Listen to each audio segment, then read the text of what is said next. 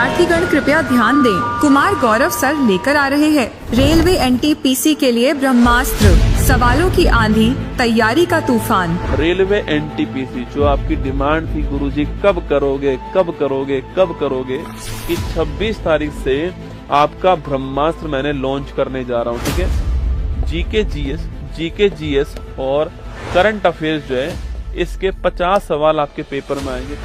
अगर सच में आपने एनटीपीसी सोच लिया है, आप इतने दिनों से हल्ला मचा ही रहे हो, तो अब सुन लो मेरी बात को। 7 दिन भाई साहब, 26 को होगी पहली क्लास, 27 को दूसरी क्लास आपके, 28, 29, 30, ठीक है, और आपके 2 और 3, तो ये आपकी 7 क्लास होने वाली है। जीके जीएस के पिछले जितने भी 15-20 साल के जो पेपर्स आपके हुए हैं एनटीपीसी के, वो सब की सब जो है मैं आपको निपटा दूं।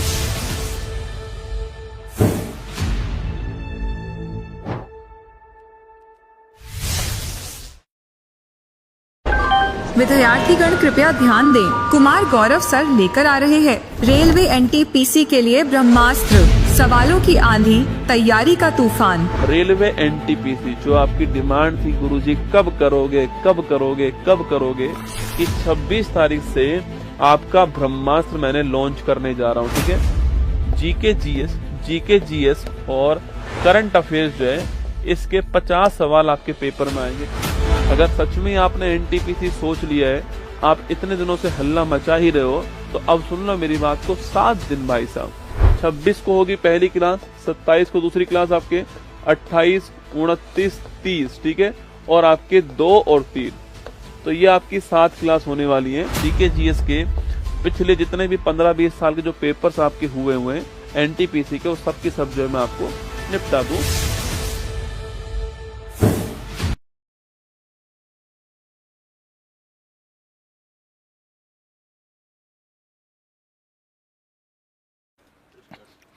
स्टार्ट। हेलो नमस्कार, गुड इवनिंग मेरे शेर शेरनी उत्कर्ष परिवार में आप सभी का दिल खोलकर स्वागत है। एनटीपीसी के ब्रह्मास्त्र की शुरुआत यहां से होती है। अगले 7-8 दिन आपको जम के मेरे साथ मेहनत करनी है, पसीना बहाना है। समय बहुत ही कम है हमारे पास में, लेकिन मैं पूरा प्रयास करूंगा कि आपके जितने भी एग्जाम्स हुए प्रीवियस ईयर में 10-15 साल के अंदर, उनमें जो जो सवाल पूछे गए, उन सवालों से क्या नया सवाल बन सकता है, वो आपको लगभग कवर जो है करा दूं यहाँ पर। तो ये अगले 7 क्लासेज जो होने वाली है वो आपके लिए रामबाण साबित होंगी, ताबूत में अंतिम कील की तरह होंगी, ये मेरा आपसे वादा रहा। पर पूरे ध्यान से हर क्लास को आपको देखना है, हर क्वेश्चन का पोस्टमार्टम पूरे ध्यान से आपको सुनना है। ठीक है, मेरे साथ बिल्कुल धर्मेंद्र, गजल, राहुल, गौरी, मोनिका, खुशी, हुकम, सोनू, मुस्कान, अजय, सभी का स्वागत है। और बस आराम से क्लास को देखना है, जैसे पढ़ा रहा हूं वैसे पढ़ते जाना है। 1 घंटे, 1.5 घंटे, 2 घंटे कोई कुछ भी नहीं बोलेगा। जो एनटीपीसी वाले बच्चे वो आराम से मेरी क्लास देखना। निश्चित तौर पे मान के चलना कि आपको हर क्लास से आपके पेपर में सवाल निश्चित तौर पर मिलने वाला है। ठीक है, चलिए शुरुआत करते हैं। कुछ देर की खामोशी फिर शोर आएगा, तुम्हारा तो सिर्फ वक्त आया था पड़ोसी, हमारा इस बार दौर आएगा। ठीक है, कुछ देर की खामोशी फिर शोर आएगा, तुम्हारा वक्त आया था, हमारा इस बार दौर आएगा। तो हम जो तैयारी करने वाले देखिए, एनटीपीसी के अंदर जीके जीएस का अहम रोल है, ये आप भी जानते हो और मैं भी जानता हूं। तो जीके जीएस और जो करंट अफेयर्स है, इसका अहम रोल जो है वो आपकी परीक्षा के अंदर होने वाला है। ठीक है, इन तीनों का अहम रोल होगा, और इन तीनों के अंदर जिनका स्कोर अच्छा जाएगा उनका एनटीपीसी जो आपके वो क्लियर होने वाला है। ये आप और मैं बेहतर तरीके से जानते हैं। ठीक है, इसके लिए मेरी ये 7 क्लासेज आने वाली है। टाइमिंग आपको पता ही है, 26 तारीख को, 27 को, 28, 29, 30 और आपके इसके अलावा 2 और 3। ठीक है, जो ये 2 और 3 होने वाली है, इसमें हम केवल जो है करंट अफेयर्स पढ़ने वाले हैं। ठीक है, जो 2 और 3 होगी इसमें हम केवल जो है करंट अफेयर्स जो है ये पढ़ने वाले हैं।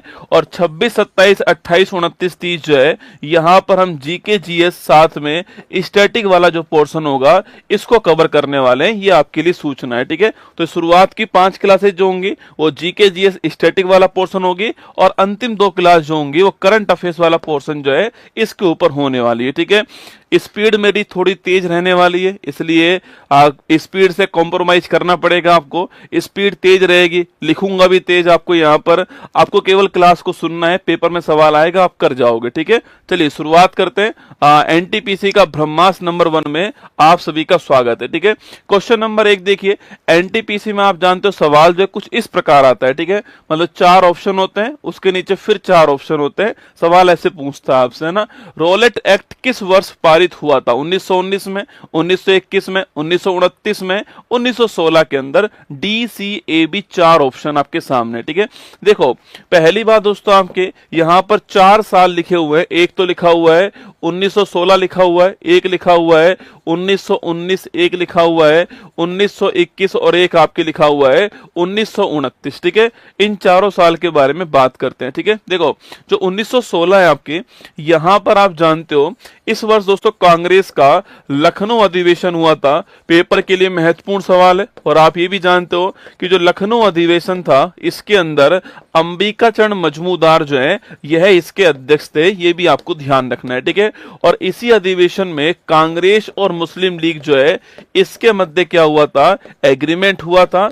और कांग्रेस में जो गरम और नरम दल है, इनका भी आपस में जो एग्रीमेंट है वह भी यही हुआ था, आपको ध्यान रखना है, ठीक है। तो गरम दल और नरम दल का आपस में जो एग्रीमेंट है वो भी यहां हुआ था। ये चारों पॉइंट आपको इसमें ध्यान रखना है 1916 के लखनऊ अधिवेशन के अंदर, ठीक है। 1916 के अंदर दोस्तों आपके एक और चीज होती है, आप जानते हो, जिसको बोलते हैं होम रूल लीग मूवमेंट, ठीक है। तो होम रूल लीग मूवमेंट जो है इसकी शुरुआत भी कब होती है? 1916 के अंदर होती है। और एनी बिसेंट और आपके साथ में एनी बिसेंट के साथ में बाल गंगाधर तिलक जो है ये मिलकर जो है आपके इसको स्टार्ट करते हैं, आपको ध्यान रखना है, ठीक है। तो एनी बिसेंट और तिलक साहब जो है मिलकर इसको स्टार्ट करते हैं, ये आपको ध्यान रखना है, ठीक है। अगला क्वेश्चन है 1919 दोस्तों ना। इसी 1919 में आप जानते हो इसी में एक एक्ट आया जिसका नाम था रोलेट एक्ट, ठीक है। इसे बोलते हैं ना अपील, ना दलील, ना वकील का कानून। क्या बोलते हैं इसको? इसे बोलते हैं ना अपील, ना दलील और ना वकील का कानून कहते हैं, आपको ध्यान रखना है, ठीक है। अगला क्वेश्चन पूछूं आपसे, इसी 1919 के अंदर एक कांड हुआ था आपके, और वह नरसंहार कौन सा था? 13 अप्रैल 1919। अभी फिल्म आई है, इसके ऊपर ध्यान रखना। जलियांवाला बाग हत्याकांड कौन सा था? जलियांवाला बाग जो हत्याकांड है अमृतसर के अंदर हुआ था, 13 अप्रैल की तारीख हुआ था, बैसाखी, आपके ध्यान रखना है, ठीक है। हाँ, BHU की स्थापना भी कब होती है? BHU की स्थापना भी आपके 1916 के अंदर होती है, ध्यान रखना, ठीक है। तो 13 अप्रैल 1919 को जलियांवाला बाग हत्याकांड, ये भी आपसे सवाल पूछ सकता है यहाँ पर, ठीक है। अगला क्वेश्चन देखिए 1921 दोस्तों ना। देखो 1919 का एक एक्ट आया था, आपको याद होगा, मॉन्टेग्यू चेम्सफोर्ड अधिनियम, ठीक है। 1919 का मॉन्टेग्यू चेम्सफोर्ड अधिनियम आया था, शायद आपको याद होगा। ये मॉन्टेग्यू चेम्सफोर्ड जो अधिनियम है ना, ये सवाल पूछो कब लागू हुआ था? तो ये आपके 1921 में लागू हुआ। बड़ा बढ़िया क्वेश्चन है। सवाल पूछे कि भाई 1919 का मॉन्टेग्यू चेम्सफोर्ड अधिनियम जो है, सवाल आपसे पूछे कि 1919 का गवर्नमेंट ऑफ इंडिया एक्ट जो है वो कब लागू हुआ था? तो वो लागू हुआ था कब? आपके 1921 के अंदर। इसको थोड़ा आपको ध्यान रखना है, ठीक है। 1921 में लागू हुआ, एग्जाम में सवाल बन सकता है, ठीक है। सवाल पूछे दोस्तों आपसे यहां पर कि जो प्रांत है उसमें ड्वेल सिस्टम कब लागू हुआ? तो प्रांतों में पूछूं आपसे, प्रांतों में आपके प्रांत में द्वैध शासन जो है इसकी शुरुआत भी कब होती है? इसकी शुरुआत भी 1919 के एक्ट से होती है, आपको ध्यान रखना है, ठीक है। अगला ऑप्शन है 1929 दोस्तों ना। 1929 के अंदर कांग्रेस का लाहौर अधिवेशन हुआ था, ठीक है। और इस लाहौर अधिवेशन के अध्यक्ष कौन थे? आपके पंडित जवाहरलाल नेहरू इसके अध्यक्ष थे। और मैंने आपसे कहा कि जो पंडित जवाहरलाल नेहरू इस लाहौर अधिवेशन के अध्यक्ष थे, इसमें ध्यान रखना है, इसमें पूर्ण स्वराज की मांग होती है। किसकी मांग होती है? पूर्ण स्वराज की मांग होती है। और अगले दिन 26 जनवरी को, कब? आपके 26 जनवरी 1930 को नोट कीजिएगा। आपके 26 जनवरी की तारीख को आप जानते हो 1930 के अंदर जो है पूर्ण स्वराज दिवस बनाया। कब? आपके पूर्ण स्वराज दिवस जो है यह बनाया गया था, आपको ध्यान रखना है, ठीक है। तो इस एक क्वेश्चन में हमारा आंसर क्या हो गया? हमारा आंसर हो गया 1919 का रोलेट एक्ट, हमारा ठीक आंसर है। तो हमारा 1919 ठीक आंसर है, ऑप्शन नंबर 1 है। और यहां पर ऑप्शन नंबर 3, देखो ये एनटीपीसी की दोस्तों खास विशेषता है। कई लोग सोचते हैं ऑप्शन नंबर 1 यहां टिक कर देंगे। ये आपके ऑप्शन नंबर 1 में डी ऑप्शन लिखा हुआ है, ठीक है, इसलिए जहां पर ए होगा ना उसको टिक करना है। ये थोड़ी सी बारीक बात है, ध्यान रखना, शुरुआत में आपको समझा रहा हूं ये बात है ना, मेरा हर सवाल ऐसे ही होने वाला है, ठीक है। तो ऑप्शन नंबर 3 जो है आपके जज में ए ऑप्शन होगा, वो आपका ठीक आंसर होने वाला है, ठीक है। चलिए आगे चलते हैं। नेक्स्ट क्वेश्चन आपके लिए, पेनिसिलिन की खोज किसने की है? Louis Pasteur, William Harvey, Alexander Fleming, Edward Jenner. आप तो पूरी क्लास ढंग से देख लो, ये 7 दिन आप मेरे साथ खुद को झोंक दो ना, यकीन मानना आपको पेपर में यही हूबहू सवाल जो है व्याख्या से आपको मिलने वाले हैं, ठीक है। देखिए 4 दोस्तों ऑप्शन यहां पर भी मेरे सामने, एक तो है लुई पाश्चर, कौन है? लुई पाश्चर आपके, एक तो है लुई पाश्चर, एक ऑप्शन आपके अलेक्जेंडर फ्लेमिंग ऑप्शन है, एक ऑप्शन है विलियम हार्वे, कौन है? विलियम हार्वे, और एक ऑप्शन कौन सा है? Edward Jenner. ये 4 ऑप्शन है, चारों ही साइंस के हिसाब से महत्वपूर्ण होंगे, ठीक है। ऑप्शन नंबर 1 देखिए, लुई पाश्चर की तो बात करूं मैं आपसे, देखो सर रेबीज जो है ना, इस रेबीज जो है, अच्छा रेबीज होता किससे? आपके रेबीज होता है कुत्ते के काटने से दोस्तों ना। रेबीज किससे होता है? जो कुत्ता है इसके काटने से होता है, ठीक है। आपने जिद की घर पे कुत्ता पालू, क्या करो? कुत्ता पालू, तो पालू जो कुत्ता है आपके, इसका उल्टा पकड़ दो, आपके लूपा हो गया। लूपा मतलब हो गया लुई पाश्चर, क्या हो गया? लुई पाश्चर हो गया। तो आपको ध्यान रखना है, जो रेबीज है इसका जो वैक्सीन है वह खोजने वाला कौन था? लुई पाश्चर, ठीक है। रेबीज के बारे में आप जानते हो, इसको क्या बोलते हैं? इसे हाइड्रोफोबिया कहते हैं, पानी से डर लगना। क्या बोलते हैं? इसे बोलते हैं हाइड्रोफोबिया कहते हैं। और हाइड्रोफोबिया का मतलब क्या होता है? पानी से डर इसका मतलब होता है। और रेबीज पूछूं आपसे किससे होता है, तो रेबीज जो है रैबिडो वायरस से होता है। किससे होता है? रैबिडो वायरस से होता है, आपको ध्यान रखना है, ठीक है।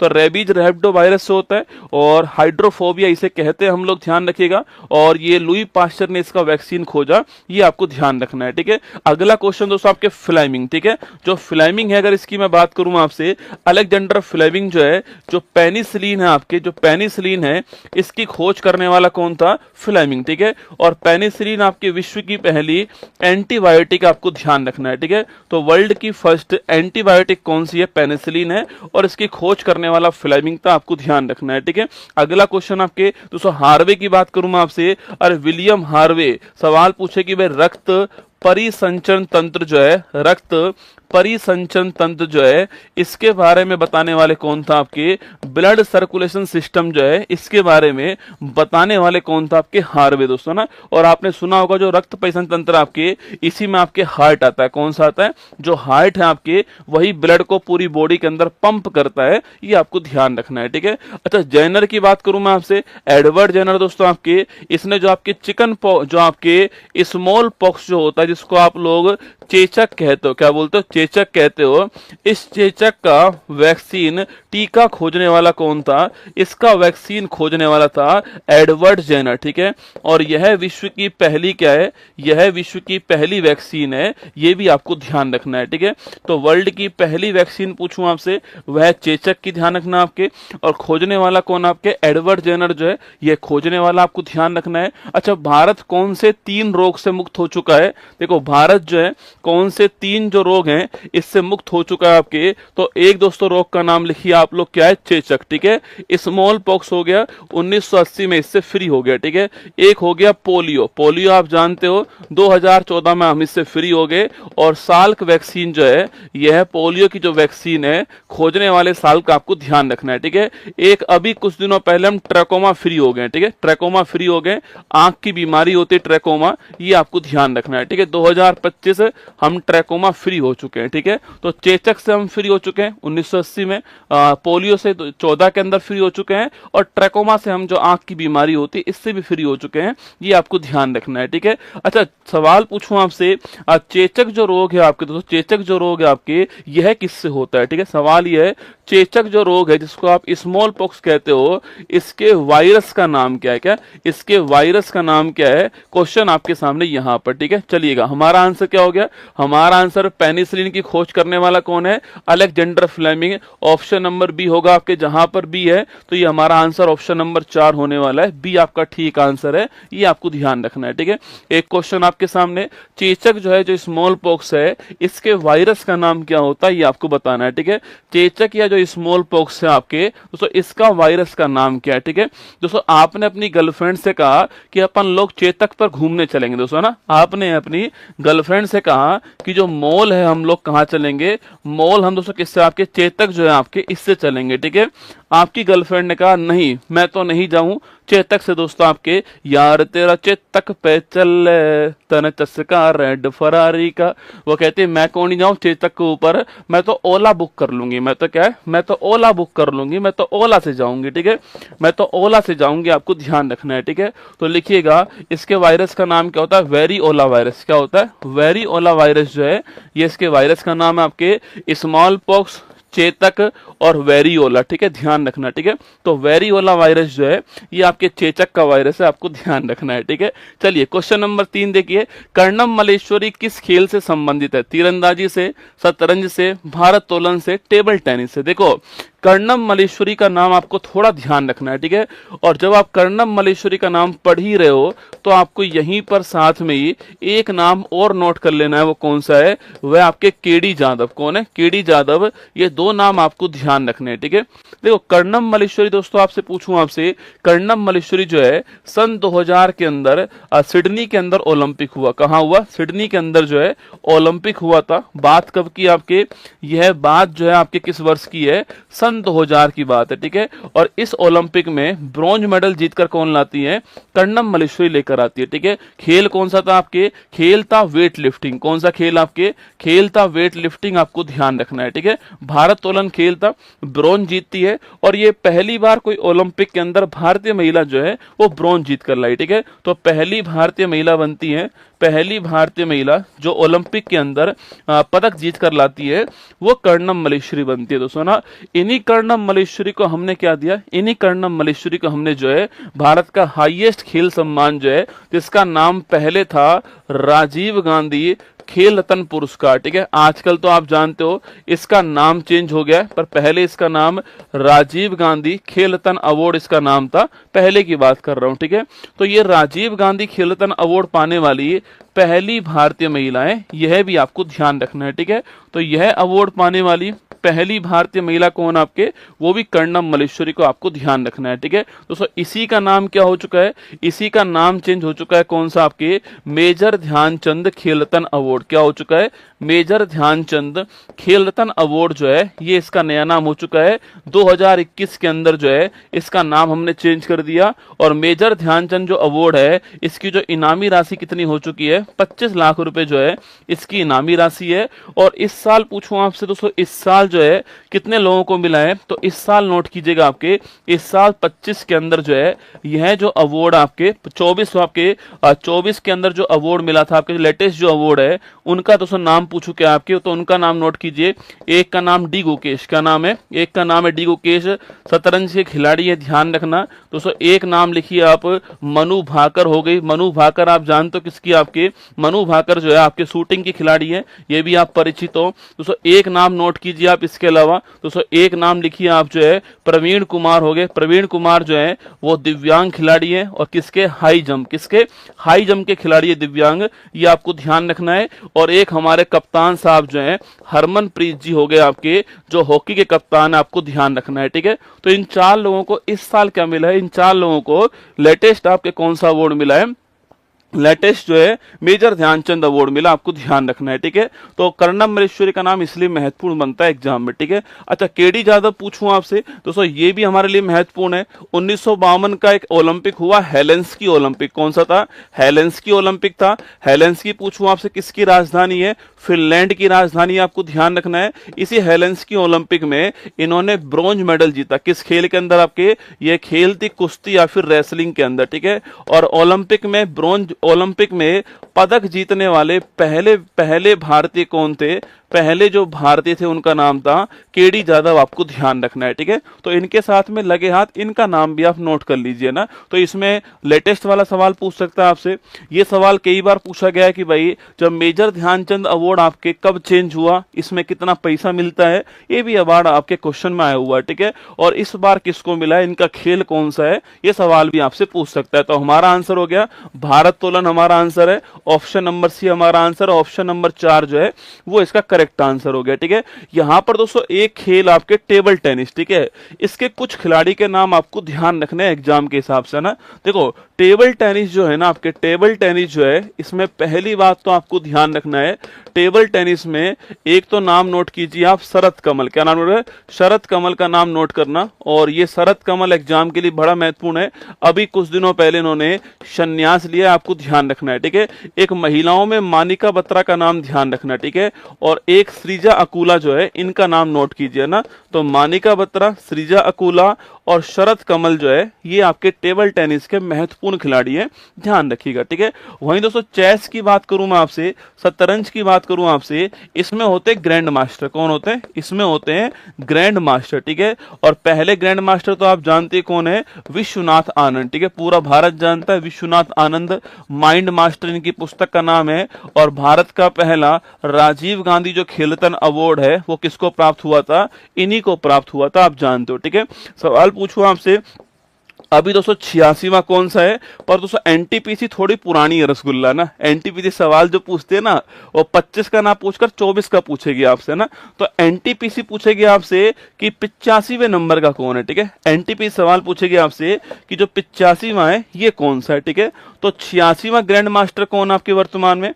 अभी दोस्तों 86वां ग्रैंड मास्टर पूछूं आपसे, वो कौन आपके? तो एल श्रीहरि। कौन आपके? श्रीहरि जो है, ये 86वें ग्रैंड मास्टर, आपको ध्यान रखना है। ठीक है, और 85वें की बात करूं आपसे, वो कौन आपके? तो 85 नंबर वाले कौन आपके? तो 85 नंबर वाले छापना आपके। 85 नंबर वाले ग्रैंड मास्टर कौन था आपके? पी श्याम निखिल। कौन थे?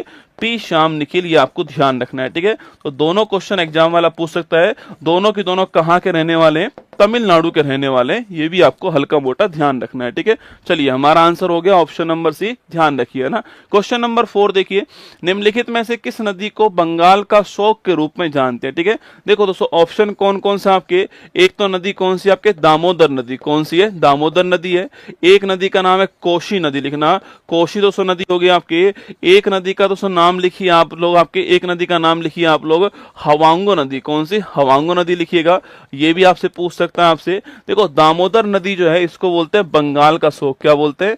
बंगाल का शोक जो है इसे कहते हैं, आपको ध्यान रखना है। ठीक है, और कोशी नदी जो है इसे कहते हैं बिहार का शोक। क्या बोलते हैं? बिहार का शोक जो है वो कौन सी नदी है? वह कोशी नदी होगी। ठीक है, और हवांगो जो नदी है इसको बोलते हैं चीन का शोक। क्या बोलते हैं इसको? चीन का शोक कहते हैं।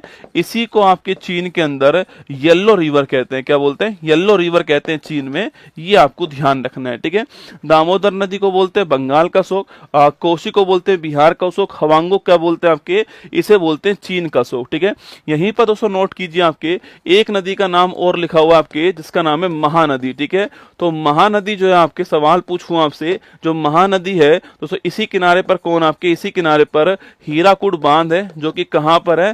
संबलपुर के अंदर। कहां पर है? संबलपुर के अंदर है। आप परिचित हो, आपके ओडिशा के अंदर है, और ये भारत का सबसे लंबा बांध है, आपको ध्यान रखना है। ठीक है, यहीं पर एक नाम आपके सोन नदी लिखा हुआ है। क्या लिखा हुआ है? सोन नदी लिखा हुआ है। ये भी आप जानते हो कि जो सोन नदी है ये कहां से निकलती है? अमरकंटक की पहाड़ी। कहां से? अमरकंटक की जो पहाड़ी है दोस्तों यहां से निकलती है। ठीक है, इस पहाड़ी से दो नदी निकलती है। ठीक है, एक तो निकलती है दोस्तों कौन सी आपके? एक तो इधर निकलती है सोन नदी, और इधर निकलती है आपके नर्मदा नदी, और ऊपर की ओर कौन सी आपके? यहां निकलती है कौन सी आपके? सोन नदी। ठीक है, तो जो अमरकंटक की पहाड़ी है इससे दो नदी निकलती हैं, एक आपके नर्मदा नदी निकलती है और एक आपकी जो है सोन नदी निकलती है। ठीक है, दोस्तों नर्मदा की मैं बात करूं आपसे, जबलपुर कहां पर आपके? तो जबलपुर जो है इसी नदी किनारे पर स्थित है। ठीक है, इसके अलावा ओंकारेश्वर बांध पूछूं आपसे, मध्य प्रदेश के अंदर आपके ओंकारेश्वर बांध कहां पर है? वह भी इसी नदी के ऊपर। ठीक है, धुआंधार जलप्रपात पूछूं आपसे कहां पर है? तो धुआंधार जो वाटरफॉल आपकी वो भी कहां पर है? इसी नदी के ऊपर, मध्य प्रदेश के अंदर। ठीक है, ओंकारेश्वर बांध भी कहां पर है? मध्य प्रदेश के अंदर। ठीक है, अगर सवाल आपसे ये पूछे कि भाई साहब सरदार सरोवर बांध किस नदी पर है? सरदार सरोवर जो बांध है आपके वो भी इसी नदी के ऊपर है, गुजरात के अंदर। कहां पर है? गुजरात के अंदर सरदार सरोवर बांध भी आपसे पूछ सकता है, ध्यान रखना। ठीक है, तो सवाल का आंसर क्या हो गया? सवाल का आंसर हो गया Damodar, option number C answer हो गया। और तो यहां पर ऑप्शन नंबर 4 जो है करेक्ट आंसर है, ये आपको ध्यान रखना है। ठीक है, कभी सवाल दोस्तों पूछा पूछूं आपसे, भारत की पहली नदी घाटी परियोजना कौन सी? सवाल पूछे आपसे कि भारत की पहली नदी घाटी जो परियोजना आपकी वह कौन सी है? तो भारत की फर्स्ट बहुउद्देशीय मल्टीपर्पज बहुउद्देशीय नदी घाटी जो परियोजना है, इसका नाम क्या लिखिएगा? तो इसका नाम आपके दामोदर नदी घाटी परियोजना, ठीक है। और इसको स्थापित करने वाले कौन थे आपके? वो थे पंडित जवाहरलाल नेहरू, ठीक है। इन्होंने जो आपके नदी घाटी जो परियोजना है, इसको आधुनिक भारत का मंदिर कहा है। क्या बोला है? आधुनिक भारत का मंदिर कहा है, आपको ध्यान रखना है, ठीक है। तो भारत की पहली पूछूं आपसे, दामोदर नदी घाटी ध्यान रखना है। सवाल पूछे कि आपके किसने जो बहुउद्देशीय नदी घाटी परियोजना जो होती है, उन्हें किसने आधुनिक भारत का मंदिर कहा है? तो भी आपके जवाहरलाल नेहरू, आपको ध्यान रखना है, ठीक है। तो हमारा आंसर हो गया ऑप्शन नंबर 4 सी जो है हमारा करेक्ट आंसर हो गया, ठीक है। भारतीय संविधान में पहला संशोधन कब किया गया था ना? 1978 के अंदर, 1991 के अंदर, 1951 के अंदर, 2002 के अंदर, 1976 के अंदर, ठीक है। दोस्तों आइए, 4 ऑप्शन आपके सामने यहां पर दिए गए हैं, ठीक है। तो 4 ऑप्शन में पहला ऑप्शन है 1951, ठीक है। सेकंड हमारा हो गया 1976, है ना। इसके बाद हो गया हमारा 1978, ठीक है। फिर कौन सा हो गया? फिर हो गया आपका 2002। कौन सा हो गया? 2002, ठीक है। देखो, पहली बात तो संविधान संशोधन भारत ने कहां से लिया बेटा? तो लिखना आपके, ये हमने कहां से लिया? साउथ अफ्रीका जो है यहां से लिया, पहला क्वेश्चन, ठीक है। अगला क्वेश्चन संविधान में कहां पर है? संविधान में भाग 20 के अंदर, ठीक है। अनुच्छेद पूछूं आपसे, आर्टिकल नंबर 368। कौन सा हो गया? आर्टिकल 368, ठीक है। कितने हो चुके हैं संविधान में? 106 आपके हो चुके हैं, ठीक है। 106 नंबर वाला कौन सा है? नारी शक्ति वंदन अधिनियम। कौन सा है? महिलाओं का जो रिजर्वेशन आपके, नारी शक्ति जो वंदन अधिनियम आपकी 106वां है, ठीक है। ये भी आपको ध्यान रखना है ना। अब आइए 1951 दोस्तों, ना इसे बोलते हैं पहला संविधान संशोधन, ठीक है। पहला संविधान संशोधन होता है। अगर सवाल पूछूं आपसे, इससे संविधान में क्या जोड़ा गया? तो भाग आपकी जो अनुसूची जो 9 है वह इसके द्वारा जोड़ी गई, आपको ध्यान रखना है, ठीक है। जिसमें आप जानते हो किसके बारे में बात हुई आपकी? जिसमें लैंड रिफॉर्म जो है, भूमि सुधार जो है, इसके बारे में बात हुई है, आपको ध्यान रखना है, ठीक है। अगला क्वेश्चन आपके 1976 पूछूं आपसे, इसमें आपके संविधान संशोधन कौन सा होता है? आपके 42वें नंबर कौन सा होता है? 42वां संविधान संशोधन होता है। और आप जानते हो इसे लघु संविधान कहते हैं। इंदिरा गांधी जी ने आपके किया था, और इसके द्वारा संविधान में बहुत सारे मेजर चेंज आपके किए गए, ठीक है। दोस्तों ऑप्शन नंबर 1 आपके क्या क्या चेंज इसमें होता है लिखिएगा आपके। तो पहला चेंज ये हुआ कि जो प्रस्तावना है इसमें संशोधन हुआ, ठीक है। और प्रस्तावना में समाजवाद वर्ड जोड़ा गया। प्रस्तावना में जो पंथ निरपेक्षता है इसको जोड़ा गया, और प्रस्तावना के अंदर अखंडता जो वर्ड है इसको जोड़ा गया, आपको ध्यान रखना है, ठीक है। हमारी जो प्रस्तावना है उसमें केवल अब तक एक बार संविधान संशोधन हुआ है आपके, और वो 42वां संविधान संशोधन, जिसमें समाजवाद, पंथ निरपेक्षता, अखंडता जो है इसको जोड़ा गया, ठीक है। इसके बाद दोस्तों आपके लिखना, आपके इसके बाद में शिक्षा हो गया, आपके शिक्षा। वन है वन्य जीव लिखना, वन्य जीव है। माप तोल लिखना, माप तोल है। और इसके अलावा न्याय प्रशासन है, ठीक है। इन 5 विषयों को जो राज्य सूची है यहां से बाहर निकाल करके संवर्ती सूची में जोड़ा गया, ठीक है। इन 5 विषयों को जो राज्य सूची है यहां से बाहर निकाला गया, और संवर्ती सूची जो है इसमें ऐड कर दिया गया, ठीक है। इसके अलावा संविधान में भाग 4A जोड़ा गया, ठीक है। इसके अलावा संविधान में ऑप्शन नंबर, इसके अलावा संविधान में यहां लिख दीजिए भाग 4A जोड़ा गया, ठीक है। जिसमें आप जानते हो मौलिक कर्तव्य की दोस्तों बात होती है, और उस समय भारत में 10 मौलिक कर्तव्य जोड़े गए थे आपके। अभी वर्तमान में 211 है। 11वां किससे आता है? 11वां जो है यह 2002 का 86वां संविधान संशोधन जो है इसके द्वारा जोड़ा गया, एजुकेशन का। कौन सा? शिक्षा वाला जो है आपके, यह 2002 का 86वां संविधान संशोधन जो है इसके द्वारा जोड़ा गया, आपको ध्यान है। भाग 4A आपके फंडामेंटल ड्यूटी, ये भी आपको ध्यान रखना है, ठीक है। ये आपको 3 बातें इस 42वां संविधान संशोधन में, प्रस्तावना वाली, एक राज्य सूची से निकाल करके संवर्ती सूची वाली, और एक आपके मौलिक कर्तव्य वाली आपको ध्यान रखना है, ठीक है। ये जो मौलिक कर्तव्य वाली है, यह कमेटी कौन सी थी आपके, सरदार स्वर्ण सिंह कमेटी, आपको ध्यान रखना है। आर्टिकल नंबर 51 है, ठीक है। भाग आपके 4 है, आर्टिकल 51 है ना। इसके बाद देखिए 1978 दोस्तों ना, इसमें कौन सा होता है, इसमें 44वां संविधान संशोधन होता है और इसके द्वारा जो संपत्ति का जो अधिकार है ना, संपत्ति का जो अधिकार है, इसको मौलिक अधिकार से बाहर कर दिया गया और इसके अलावा इसको एक विधिक अधिकार बना दिया गया। और किस आर्टिकल के अंदर, आर्टिकल 301 के अंदर, ठीक है। तो संपत्ति का अधिकार जो होगा वो एक लीगल राइट होगा, आर्टिकल 301 के अंदर फंडामेंटल राइट नहीं होने वाला है। जब संविधान हमारा बन के तैयार हुआ उस समय 7 फंडामेंटल राइट थे, लेकिन वर्तमान में हमारे पास में केवल 6 मौलिक अधिकार, आपको ध्यान रखना है, ठीक है। और 2002 की बात करूं आपसे, इसमें 86वां संविधान संशोधन होता है और एजुकेशन की दोस्तों बात होती है और इसी के द्वारा संविधान में एक नया आर्टिकल 21A आर्टिकल जो मौलिक अधिकार है, शिक्षा का जो अधिकार है, यह जोड़ा गया। ये आपको ध्यान रखना है, ठीक है। तो हमारा आंसर क्या हो गया, हमारा आंसर हो गया आपके पहला संविधान संशोधन कब हुआ, आपके 1951, ऑप्शन नंबर बी। पेपर वाला दोस्तों बच के जाएगा कहां, आप ये बताओ ना, पेपर वाला कहां जाएगा, इन 7 क्लास में दोस्तों घूम घूम के आपके फंस जाएगा यहीं पर, ठीक है। मैं आपको इतना कुछ करा दूंगा इसके अंदर जो है, यहीं पर फंसने वाला पेपर वाला, ठीक है। अब ये एक क्वेश्चन था संविधान संशोधन वाला, इसमें कितना कंटेंट आपके सामने आप देखिए ना, बस आप ये 7 क्लास आराम से देख लेना मेरी, बस है ना, बाकी तो आप मेरे ऊपर छोड़ दीजिए ना। आगे देखिए, यूक्रेन की राजधानी का नाम क्या, अंकारा है, ब्रुसेल्स है, कीव है, एंटवर्प है, ठीक है। ये 4 दोस्तों ऑप्शन है। देखो ये चारों ऑप्शन जो है वो महत्वपूर्ण शहर है एक्चुअली में, ठीक है। देखो अंकारा की बात करूं मैं आपसे, अंकारा है, इसके अलावा ब्रुसेल्स, कौन सा है, ब्रुसेल्स दोस्तों आपके, इसके अलावा आपके कीव। अच्छा ऐसे करो, आपके ये 4 दोस्तों नाम तो लिखे हुए हैं, इन्हें क्यों लिखे हम लोग आपके, देखो अंकारा जो है, अंकारा जो है पूछूं आपसे, यह है किसकी राजधानी है आपके दोस्तों, अंकारा बताओ किसकी राजधानी है, ब्रुसेल्स किसकी, आपके ब्रुसेल्स जो है यह है बेल्जियम, किसकी राजधानी आपके, जो बेल्जियम है इसकी राजधानी ब्रुसेल्स है। बेल्जियम आप जानते हो कि एक तो यूरोपियन यूनियन है, इसका मुख्यालय कहां पर है, बेल्जियम के अंदर बेटा, ठीक है। और एक इसके अलावा जो है, एक इसके अलावा जो नाटो है ना, इसका भी मुख्यालय कहां पर है, वो भी ब्रुसेल्स के अंदर, ठीक है। तो यूरोपियन यूनियन का मुख्यालय ब्रुसेल्स में और जो नाटो है इसका मुख्यालय भी कहां पर है, ब्रुसेल्स में, आपको ध्यान रखना है, ठीक है। अच्छा अगला क्वेश्चन आपके दोस्तों, अंकारा की मैं बात करूं मैं आपसे, अंकारा किसकी राजधानी होगी आपके, तुर्की की राजधानी अंकारा, आपको ध्यान रखना है, ठीक है। तुर्की की राजधानी अंकारा आपको नोट करना है, ठीक है। तुर्की पूछूं आपसे, यहां पर आपके सुन, यहां पर एक झील का नाम क्या है, वॉन गोलू झील, कौन सी झील है, वॉन गोलू झील। विश्व की सर्वाधिक लवणता वाली झील कहां पर है, वो भी यहीं पर आपको ध्यान रखना है, ठीक है।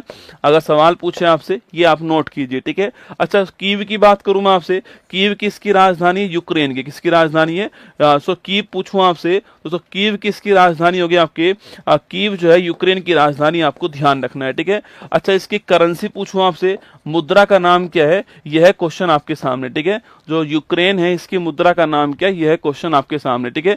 एंटवर्प स्थान भी कहां पर है, बेल्जियम के अंदर एंटवर्प स्थान है। हीरे को तराशने का काम यहां पर होता है, ठीक है। जो हीरा होता है ना उसको तराशने का काम जो है वो एंटवर्प के अंदर होता है, ध्यान रखना दोस्तों ना। अच्छा पूछूं आपसे इसके अलावा डेनमार्क की राजधानी क्या है, ये आपको बताना है, ठीक है। इसके अलावा जो ऑस्ट्रिया है, इस ऑस्ट्रिया की राजधानी क्या है, यह आपको बताना है, ठीक है। अजरबैजान जो है, इस अजरबैजान की राजधानी क्या है, यह क्वेश्चन आपके सामने, ठीक है। सूडान जो है, इस सूडान की राजधानी क्या है, यह भी क्वेश्चन आपके सामने, ठीक है। सूडान जो है इसकी राजधानी क्या है, ठीक है। क्यूबा जो है, इस क्यूबा की राजधानी क्या है, यह क्वेश्चन आपके लिए, ठीक है। क्यूबा की जो राजधानी है वो है क्या है, बताना आपको, ठीक है।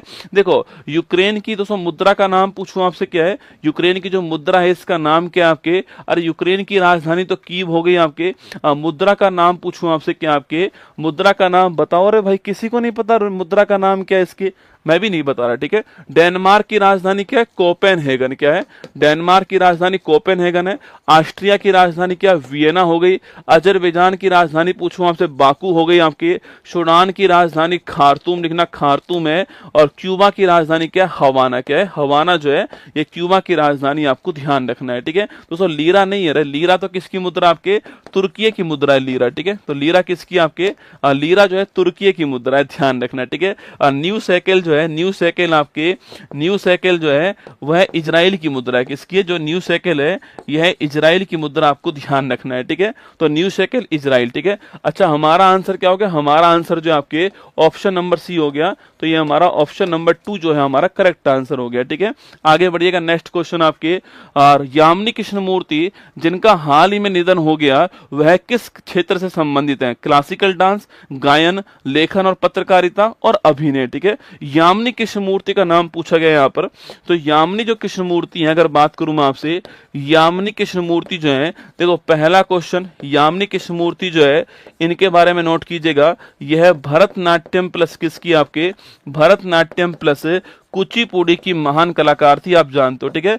तो भरतनाट्यम प्लस कुचिपुड़ी की महान कलाकार कौन? आपके यामिनी कृष्णमूर्ति, आप परिचित हो, ठीक है। अभी कुछ दिनों पहले निधन इनका हो गया, ठीक है। 2016 में इनको भारत का सेकंड हाईएस्ट अवार्ड जो है पद्म विभूषण, यह भी इनको प्राप्त हुआ था, ठीक है। और इनकी बुक का नाम क्या है? तो ए पैशन ऑफ डांस जो है, ए पैशन ऑफ डांस, ये इनकी फेमस ऑटोबायोग्राफी, आपको ध्यान रखना है, ठीक है। ए पैशन ऑफ डांस ये इनकी बड़ी फेमस ऑटोबायोग्राफी, आपको ध्यान रखना है। और 16 में इनको पद्म विभूषण मिलता है। भरतनाट्यम प्लस कुचिपुड़ी जो है इसकी फेमस कलाकार कौन थी?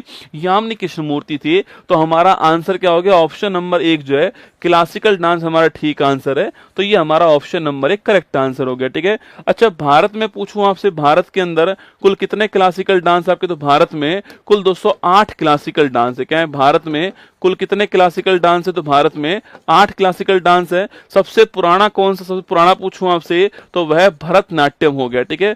इसी भरतनाट्यम को बोलते हैं क्या? इसी को सादिरट्टम डांस भी कहते हैं, ठीक है, ध्यान रखना, ठीक है। और होता कहां पर है? तमिलनाडु के अंदर। कहां होता है? तमिलनाडु के अंदर होता है। सबसे नया पूछूं कौन सा आपके? सबसे नया कौन सा है? सत्रिया डांस सबसे नया हो गया। और इसको करने वाले कौन? आपके श्रीमंत शंकरदेव ने शुरुआत की इसकी, श्रीमंत शंकरदेव ने शुरुआत की। सवाल आपसे पूछे, सत्रिया जो है इसको कब भारत के अंदर क्लासिकल डांस जो है इसका दर्जा प्राप्त हुआ? सवाल आपके सामने यहाँ पर, ठीक है। तो हमारा आंसर ऑप्शन नंबर 1 जो है वो ठीक आंसर हो गया है। इसको ध्यान रखिएगा ना। सूचना का अधिकार आरटीआई अधिनियम किस वर्ष में लागू हुआ? ठीक है, 2003 में हुआ, 2005 में हुआ, 2009 में हुआ या 17 के अंदर हुआ? चारों ही ऑप्शन आपके एग्जाम के लिए महत्वपूर्ण सवाल बन सकते हैं। देखो, पहला ऑप्शन है 2003, ठीक है, सेकंड ऑप्शन है 2005, है ना, थर्ड ऑप्शन है 2009 और फोर्थ ऑप्शन कौन सा है? 2017। आपके 4 ऑप्शन आपके सामने, ठीक है। देखो, 2003 में शायद आपको याद नहीं आ रहा होगा, मैं आपको याद करवाता हूं। जीआई टैग अधिनियम भारत में किस वर्ष का? आपके जीआई टैग जो अधिनियम भारत के अंदर आपके किस वर्ष का है? 1999 का। लेकिन वो लागू कब से होता है? आपके 2003 से होता है, ठीक है। तो जो जीआई टैग जो अधिनियम है, जीआई टैग जो अधिनियम है, यह अधिनियम तो किस वर्ष का है? यह अधिनियम तो 1999 का है, ठीक है। पर लागू कब से होता है? आपके लागू होता है 2003 से लागू होता है, ठीक है। और पहला जीआई टैग पूछो किसको मिला था? आपके दार्जिलिंग की चाय। किसको मिला था? दार्जिलिंग की जो चाय है इसको पहला जीआई टैग मिला था पश्चिम बंगाल के अंदर। कब मिला था? पश्चिम बंगाल की दार्जिलिंग की चाय को मिला, ठीक है। अगला क्वेश्चन है 2005, ठीक है। सवाल पूछूं आपसे, राइट टू इन्फॉर्मेशन जो अधिनियम है, राइट टू इन्फॉर्मेशन जो अधिनियम है वर्ष कौन सा? आपके वर्ष हो गया 2005 का, ठीक है। लागू कब से होता है? तो 12 अक्टूबर 2005 से लागू होता है, आपको ध्यान रखना है, ठीक है। तो 12 अक्टूबर 5 से लागू होता है, 2005 का राइट टू इन्फॉर्मेशन अधिनियम हो गया ना। अगला है 2009, ठीक है। सवाल पूछूं आपसे, राइट टू एजुकेशन जो है, शिक्षा का जो अधिकार है आपके, इसके लिए जो अधिनियम आया था यह कौन से वर्ष का है? 2009 का। और कब से लागू होता है? तो 1 अप्रैल 2010 से लागू होता है, ये आपको ध्यान रखना है, ठीक है। अगला क्वेश्चन हो गया है 17 वाला पूछूं आपसे, तो भारत में जीएसटी जो है, गुड्स एंड सर्विस टैक्स 101वां संविधान संशोधन 2016 जो है यह आपके 1 जुलाई 17 से लागू होता है, ये आपको ध्यान रखना है, ठीक है। तो जीएसटी की बात करूं मैं आपसे, समिति कौन सी? समिति कौन सी? आपके समिति हो गई विजय केलकर समिति। कौन सी हो गई? विजय केलकर समिति, आपको नोट करना है। गुड्स एंड सर्विस टैक्स जो है भारत में, ये लागू कब से होता है? आपके 17 में लागू होता है। 101वां संविधान संशोधन आपको नोट करना है, 2016 सवाल पूछ सकता है, ठीक है। तो ये चारों ही ऑप्शन आपके लिए महत्वपूर्ण है। हमारा आंसर हो गया है राइट टू इन्फॉर्मेशन किस वर्ष का? आपके 2005 ऑप्शन नंबर बी है। तो ये हमारा एक आंसर ठीक हो गया। गया ऑप्शन नंबर बी है ना। चलिए आगे बढ़ते हैं। नेक्स्ट क्वेश्चन आपके लिए, भारत सरकार द्वारा रुपये चिन्ह को दोस्तों किस वर्ष में अपनाया गया? ठीक है, देखो 2009 में अपनाया गया, 10 में अपनाया गया, 11 में अपनाया गया, 12 में अपनाया गया। ठीक है दोस्तों, रुपये की बात करूं मैं आपसे, रुपये की बात की जाए आपसे और रुपया चिन्ह जो है आप सवाल पूछूं आपसे, पहली बात तो ये नया चिन्ह जो है यह देने वाले कौन था? आपके उदय कुमार जो है इस चिन्ह को देने वाले। ठीक है, अगला क्वेश्चन आपके 2009 के अंदर कंपटीशन होता है और 2010 के अंदर जुलाई के महीने में 10 के अंदर जो है इसको हमने आपके इसको हमने अपना लिया, आपको ध्यान रखना है। ठीक है, तो 10 के अंदर हमने अपनाया, इसको नोट कीजिएगा। 9 में कंपटीशन हुआ था और उदय कुमार जी कंपटीशन जीत गए आपके, और 10 के अंदर हमने ये नया चिन्ह जो आपके अपना लिए दोस्तों।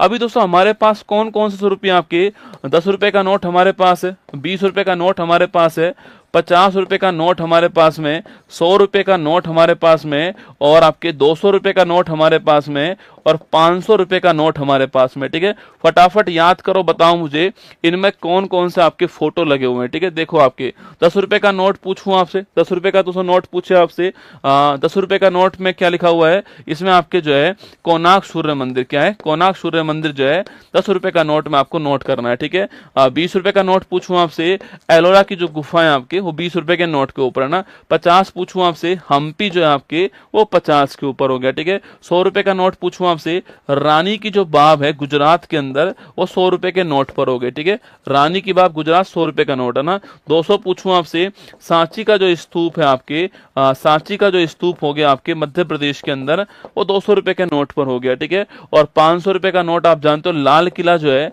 ये किसके ऊपर हो गया? आपके 500 रुपए के नोट के ऊपर जो है वो लाल किला हो गया। 2000 का नोट आपके बंद हो गया, आप सभी जानते हैं, ये भी आपको ध्यान रखना है। ठीक है, तो रुपया ऑप्शन नंबर बी आपके, तो नंबर 2 हमारा ठीक आंसर है, ऑप्शन नंबर बी इसका करेक्ट आंसर है। 10 रुपए के नोट पर कोणार्क सूर्य मंदिर हो गया, आप सभी जानते हैं।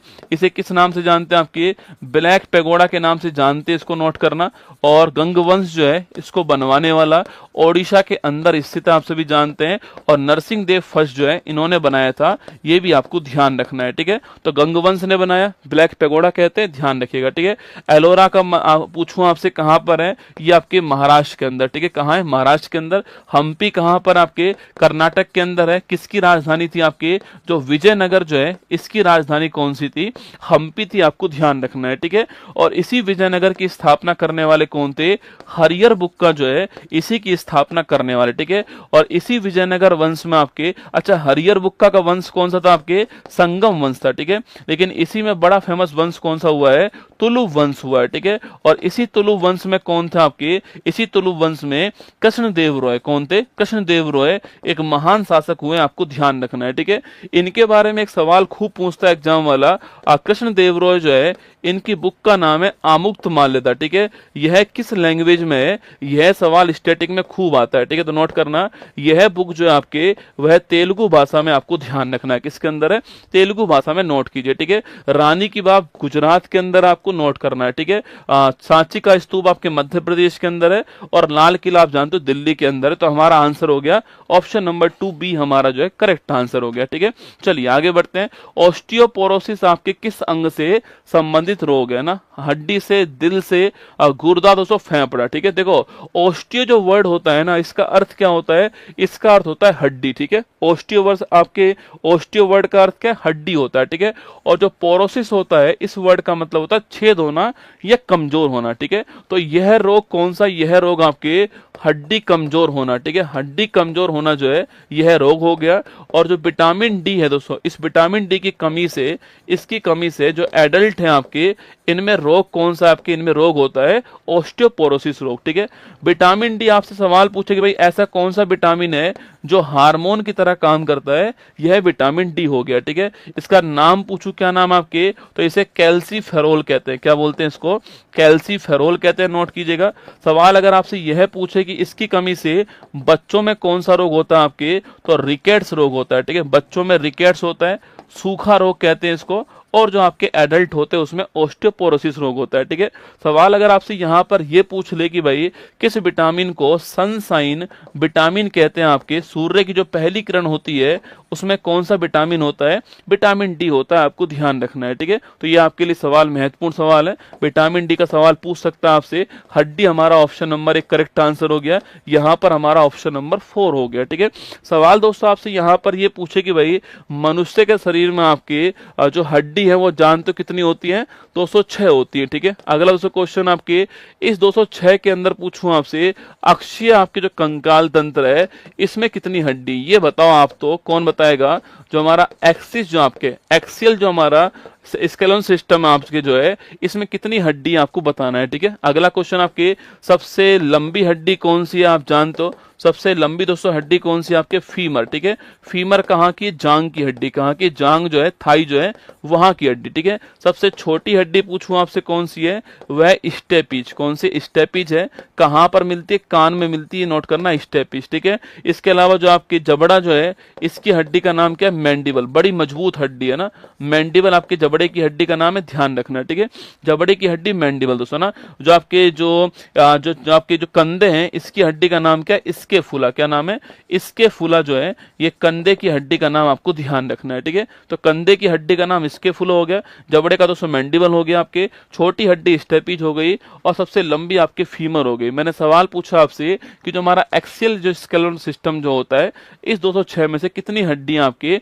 इस 200 एक्सियल के अंदर आती है, ये सवाल आपको बताना है। ठीक है, कितनी हड्डियां अक्षीय कंकाल तंत्र जो होता है आपके सो, मतलब दोस्तों एक ऐसे लाइन खींच दिया बीचों बीच में से आपके, और इसमें जितनी भी हड्डियां आती हैं आपके वो सारी कौन सी, वो सारी की सारी जो है वो एक्सियल होती है। ठीक है, एक लाइन खींच दीजिए ऐसे आपके दोस्तों, इसमें जितनी भी हड्डी आएंगी सारी एक्सियल होंगी, मतलब हाथ और पैर की हड्डी बाहर निकाल दीजिए, बाकी सारी जो हड्डी होती है, खोपड़ी की हड्डी आपके, हमारी चेस्ट बोन जो होती है वो आपके, हमारी जो पसलियां 12 जोड़ी हैं वो हमारे जो आपके जो रीढ़ की हड्डी में जो हड्डियां होती है वो आपके, ये सारी की सारी हड्डी किस में आती है, एक्सियल के अंदर आती है। 80 हड्डियां होती है, कितनी होती है, 80 होती है, ये आपको ध्यान रखना है। ठीक है, बढ़िया सवाल है, एग्जाम में पूछ सकता है आपसे, है ना। तो अभी हमारा आंसर ऑप्शन नंबर डी हमारा आंसर है, ए हमारा ऑप्शन नंबर 4 ए हमारा आंसर है। ठीक है, आजादी से पहले भारत में भारतीय राष्ट्रीय कांग्रेस की पहली महिला अध्यक्ष कौन बनती है? ऑप्शन नंबर 1 विजय लक्ष्मी पंडित, सरोजनी नायडू, एनी बेसेंट और सुचित्रा कृपलानी। 4 ऑप्शन आपके सामने, चारों ही महत्वपूर्ण नाम भाई साहब।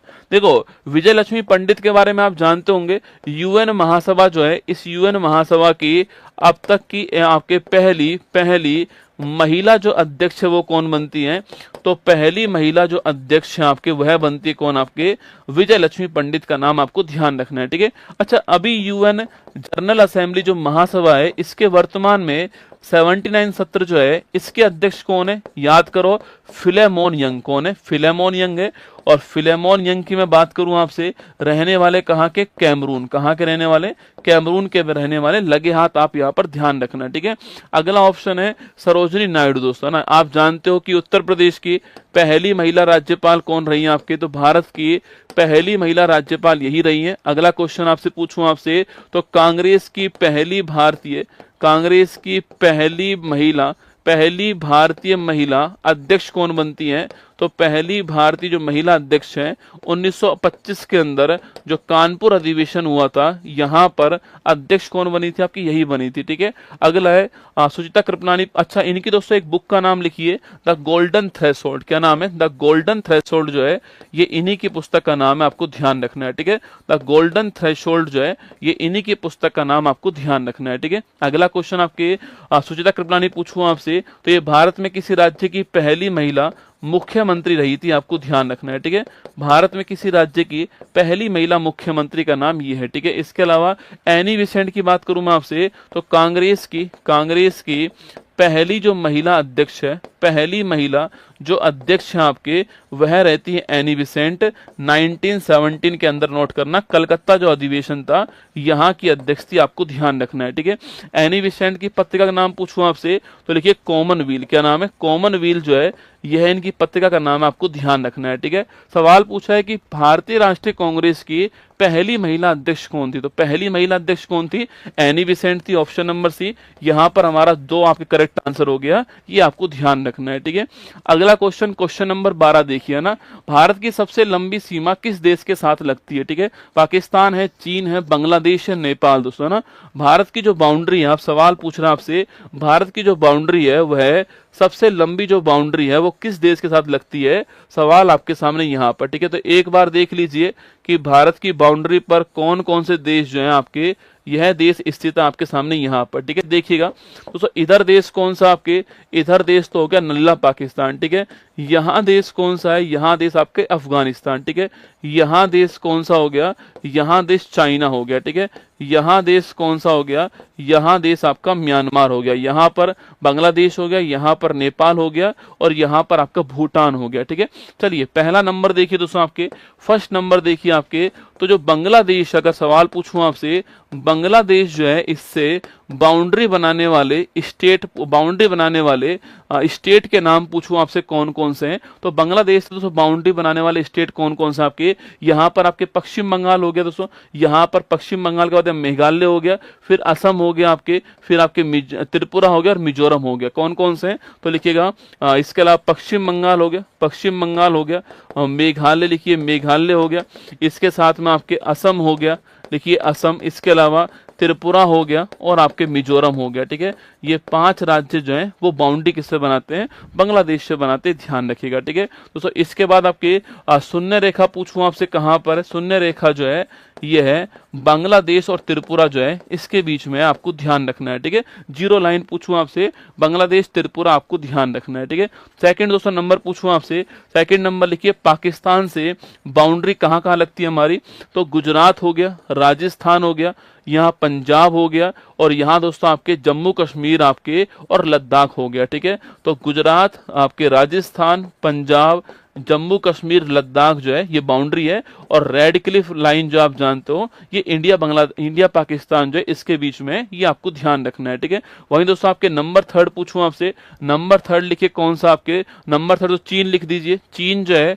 इस चीन की बाउंड्री कहाँ कहाँ लगती है लिखना आपके, चीन की जो सीमा दोस्तों लगती है आपके वो लद्दाख में लगती है, एक तो आपके यहाँ दोस्तों हिमाचल प्रदेश हो गया, यहाँ लगती है आपके, यहाँ से उत्तराखंड हो गया, यहाँ पे लगती है, यह सिक्किम से लगती है और यहाँ पर जो अरुणाचल प्रदेश है वहां लगती है। ठीक है, तो लिखिएगा Ladakh plus Himachal Pradesh plus Uttarakhand plus Sikkim plus आपके अरुणाचल प्रदेश, यहाँ बाउंड्री लगती है और बाकी मैकमोहन रेखा जो आप जानते हो वह आपके भारत चीन के बीच में बाउंड्री बनाता है। ठीक है, इसके बाद दोस्तों नेक्स्ट पॉइंट म्यांमार हो गया आपके, तो म्यांमार की बात करूं मैं आपसे, म्यांमार जो है नोट करना, इसमें अरुणाचल प्रदेश है, नागालैंड है, मणिपुर, मिजोरम। ठीक है, तो अरुणाचल प्रदेश, नागालैंड, मणिपुर और मिजोरम आपके 4 स्टेट जो है यह म्यांमार की बाउंड्री में आ गए दोस्तों ना। इसके अलावा देखिए नेक्स्ट क्वेश्चन आपके नेपाल की बात करूं आपसे, नेपाल की जो बाउंड्री वो किससे लगती है आपसे, नेपाल की बाउंड्री उत्तराखंड हो गया, यहाँ उत्तर प्रदेश आपके, सो यहाँ पर बिहार हो गया, यह पश्चिम बंगाल हो गया, सिक्किम हो गया। ठीक है, तो उत्तराखंड हो गया, उत्तर प्रदेश हो गया, बिहार हो गया, पश्चिम बंगाल हो गया, सिक्किम हो गया, ये आपके नेपाल की बाउंड्री हो गई। ठीक है, अच्छा बांग्लादेश की दोस्तों बाउंड्री की बात करूँ, सॉरी भूटान की बाउंड्री की बात करूँ मैं आपसे, तो यह किससे बाउंड्री लगती है आपके, सो भूटान यहाँ पर है, सिक्किम दोस्तों पश्चिम बंगाल हो गया, असम हो गया, अरुणाचल प्रदेश हो गया। ठीक है, तो सिक्किम, पश्चिम बंगाल हो गया, असम हो गया, अरुणाचल प्रदेश हो गया, ये आपके भूटान की बाउंड्री हो गई। ठीक है, और लास्ट जो आपके वो है आपके कौन सा, जो अफगानिस्तान है इसकी बाउंड्री कहाँ लगती है, लद्दाख में लगती है, ये आपको ध्यान रखना है। ठीक है, एक क्वेश्चन सिंगल क्वेश्चन है, इस सिंगल क्वेश्चन में जितने भी सवाल बन सकते हैं आपके, मतलब हो सकता है इसी टॉपिक को पढ़ाने के लिए, अगर संभावना है कि यही टॉपिक जो पढ़ाने के लिए हम चाहूं तो मैं आपको 1 घंटे पढ़ा सकता हूं। ठीक है, फिर भी मैंने आपको इस टॉपिक को 5 मिनट के अंदर समेट दिया है, इसको ध्यान से सुनना है आपको। मैं फिर आपसे कह रहा हूं, देखो ये 7 क्लास जो है आपके वो पूरा सिलेबस रिवीजन करवाने वाली क्लास होने वाली है। इसमें से कुछ ऐसा भी हो सकता है कि आपको लगे कि सर ये तो मैं जानता हूं, संभावना है। ठीक है, आपको ऐसा लग सकता है, आपको लग सकता है गुरुजी ये वाला सवाल पेपर में नहीं आएगा, तो हर एक सवाल एनटीपीसी में ही पूछा गया सवाल है, लिख लो, हर एक सवाल एनटीपीसी में ही पूछा गया सवाल है, आप चेक कर लीजिएगा, आपका हर एक सवाल एनटीपीसी में आया हुआ है। ठीक है, मैं कोई अलग से सवाल नहीं पढ़ा रहा हूं आपको, बस मेरी जो व्याख्या है ना आपको ये काम आने वाली है। ठीक है, चलिएगा नेक्स्ट क्वेश्चन, ये हमारा आंसर क्या हो गया, ये हमारा आंसर जो है किसकी बाउंड्री, बांग्लादेश हो गया, ऑप्शन नंबर बी आपके 4 हमारा ठीक आंसर है। ठीक है, नेक्स्ट क्वेश्चन देखिए, निम्नलिखित में से कौन भारत रत्न से सम्मानित नहीं है? भीमसेन, जाकिर हुसैन, लता मंगेशकर, MS सुब्बुलक्ष्मी। ठीक है, चलिए दोस्तों नेक्स्ट क्वेश्चन देखते हैं आपके सामने। क्लास कब खत्म होगी? जिस दिन जब आप छोड़ दोगे तब खत्म हो जाएगी। ठीक है, मेरी तरफ से कब खत्म होगी? जिस समय आपके ये मेरा पूरा पेज पूरा होगा। 40 क्वेश्चन के आसपास है, अभी हम 13वें क्वेश्चन के ऊपर है, तो लगभग आपकी 2 घंटे भी चल सकती है, 2.5 घंटे भी चल सकती है। ठीक है, 7 दिन भूल जाओ, कब खत्म होगी कब समाप्त होगी भूल जाओ ना, 7 दिन के लिए। ठीक है, चलिए 4 नाम लिखे हुए हैं। एक तो भीमसेन जी का नाम लिखा हुआ है, एक जाकिर हुसैन जी का नाम है, लता मंगेशकर जी का नाम है, और आपके MS सुब्बुलक्ष्मी जी का नाम। ठीक है, देखो भीमसेन जी को कब मिला? आपके 2009 के अंदर। कब मिलता है? 2009 में भीमसेन जी को मिला, ध्यान रखना। ठीक है, जाकिर हुसैन साहब को 1988 के अंदर जो है वो पद्मश्री मिला। ठीक है, और इसके अलावा 2002 में पूछूं आपसे पद्म भूषण मिला। ठीक है, और 2023 के अंदर जो है इन्हें मिला है आपके पद्म विभूषण। ठीक है, 2023 में इन्हें क्या मिला है? पद्म विभूषण मिला है। ठीक है, तो 88 में क्या मिला? 88 में पद्मश्री मिला, 2 में पद्म भूषण मिला, और 23 में आपके पद्म विभूषण मिला है। इनको भारत का हाईएस्ट अवार्ड अगले साल मिलेगा, अभी नहीं मिला है। ठीक है, और ये तबला वादक है, आप जानते हो क्या है तबला वादक है, ये भी आप जानते हो। ठीक है, अभी कुछ दिनों पहले निधन हो गया, ये भी आप जानते हो ना। MS सुब्बुलक्ष्मी पूछूं आपसे, इनको 1998 के अंदर आपके भारत का हाईएस्ट अवार्ड मिला। ठीक है, और ये संगीतकार के रूप में भारत का हाईएस्ट अवार्ड पाने वाली संगीतकार के रूप में आपके पहले थे आपके जिनको भारत का हाईएस्ट अवार्ड मिला। ठीक है, MS सुब्बुलक्ष्मी 1998 के अंदर। ठीक है, लता मंगेशकर जी को कब मिलता है? 2001 के अंदर। ठीक है, इन्हें कब मिलता है? 2001 के अंदर मिलता है, आपको नोट करना है। ठीक है, सवाल पूछूं आपसे, पंडित रविशंकर जी कब मिला? बताओ, पंडित रविशंकर जी जो है इन्हें कब मिला है? यह क्वेश्चन आपके सामने। ठीक है, पंडित रविशंकर जी को कब मिला? यह क्वेश्चन आपके सामने। तो कौन भारत रत्न जो है आपके सम्मानित नहीं है? आपके जाकिर हुसैन, ऑप्शन नंबर आपके ये करेक्ट आंसर हो गया। जाकिर हुसैन को नहीं मिला, आपको ध्यान रखना है। ठीक है, सवाल मैंने आपसे ये पूछा, पंडित रविशंकर जी जो है इन्हें आपके किस वर्ष में आपके भारत का हाईएस्ट अवार्ड मिला था? पंडित रविशंकर जी को आपको बताना है। ठीक है, पंडित रविशंकर जी को भारत का हाईएस्ट अवार्ड आपके 1999। ठीक है, सवाल पूछूं आपसे, ग्रैमी अवार्ड जीतने वाले पहले भारतीय कौन था आपके?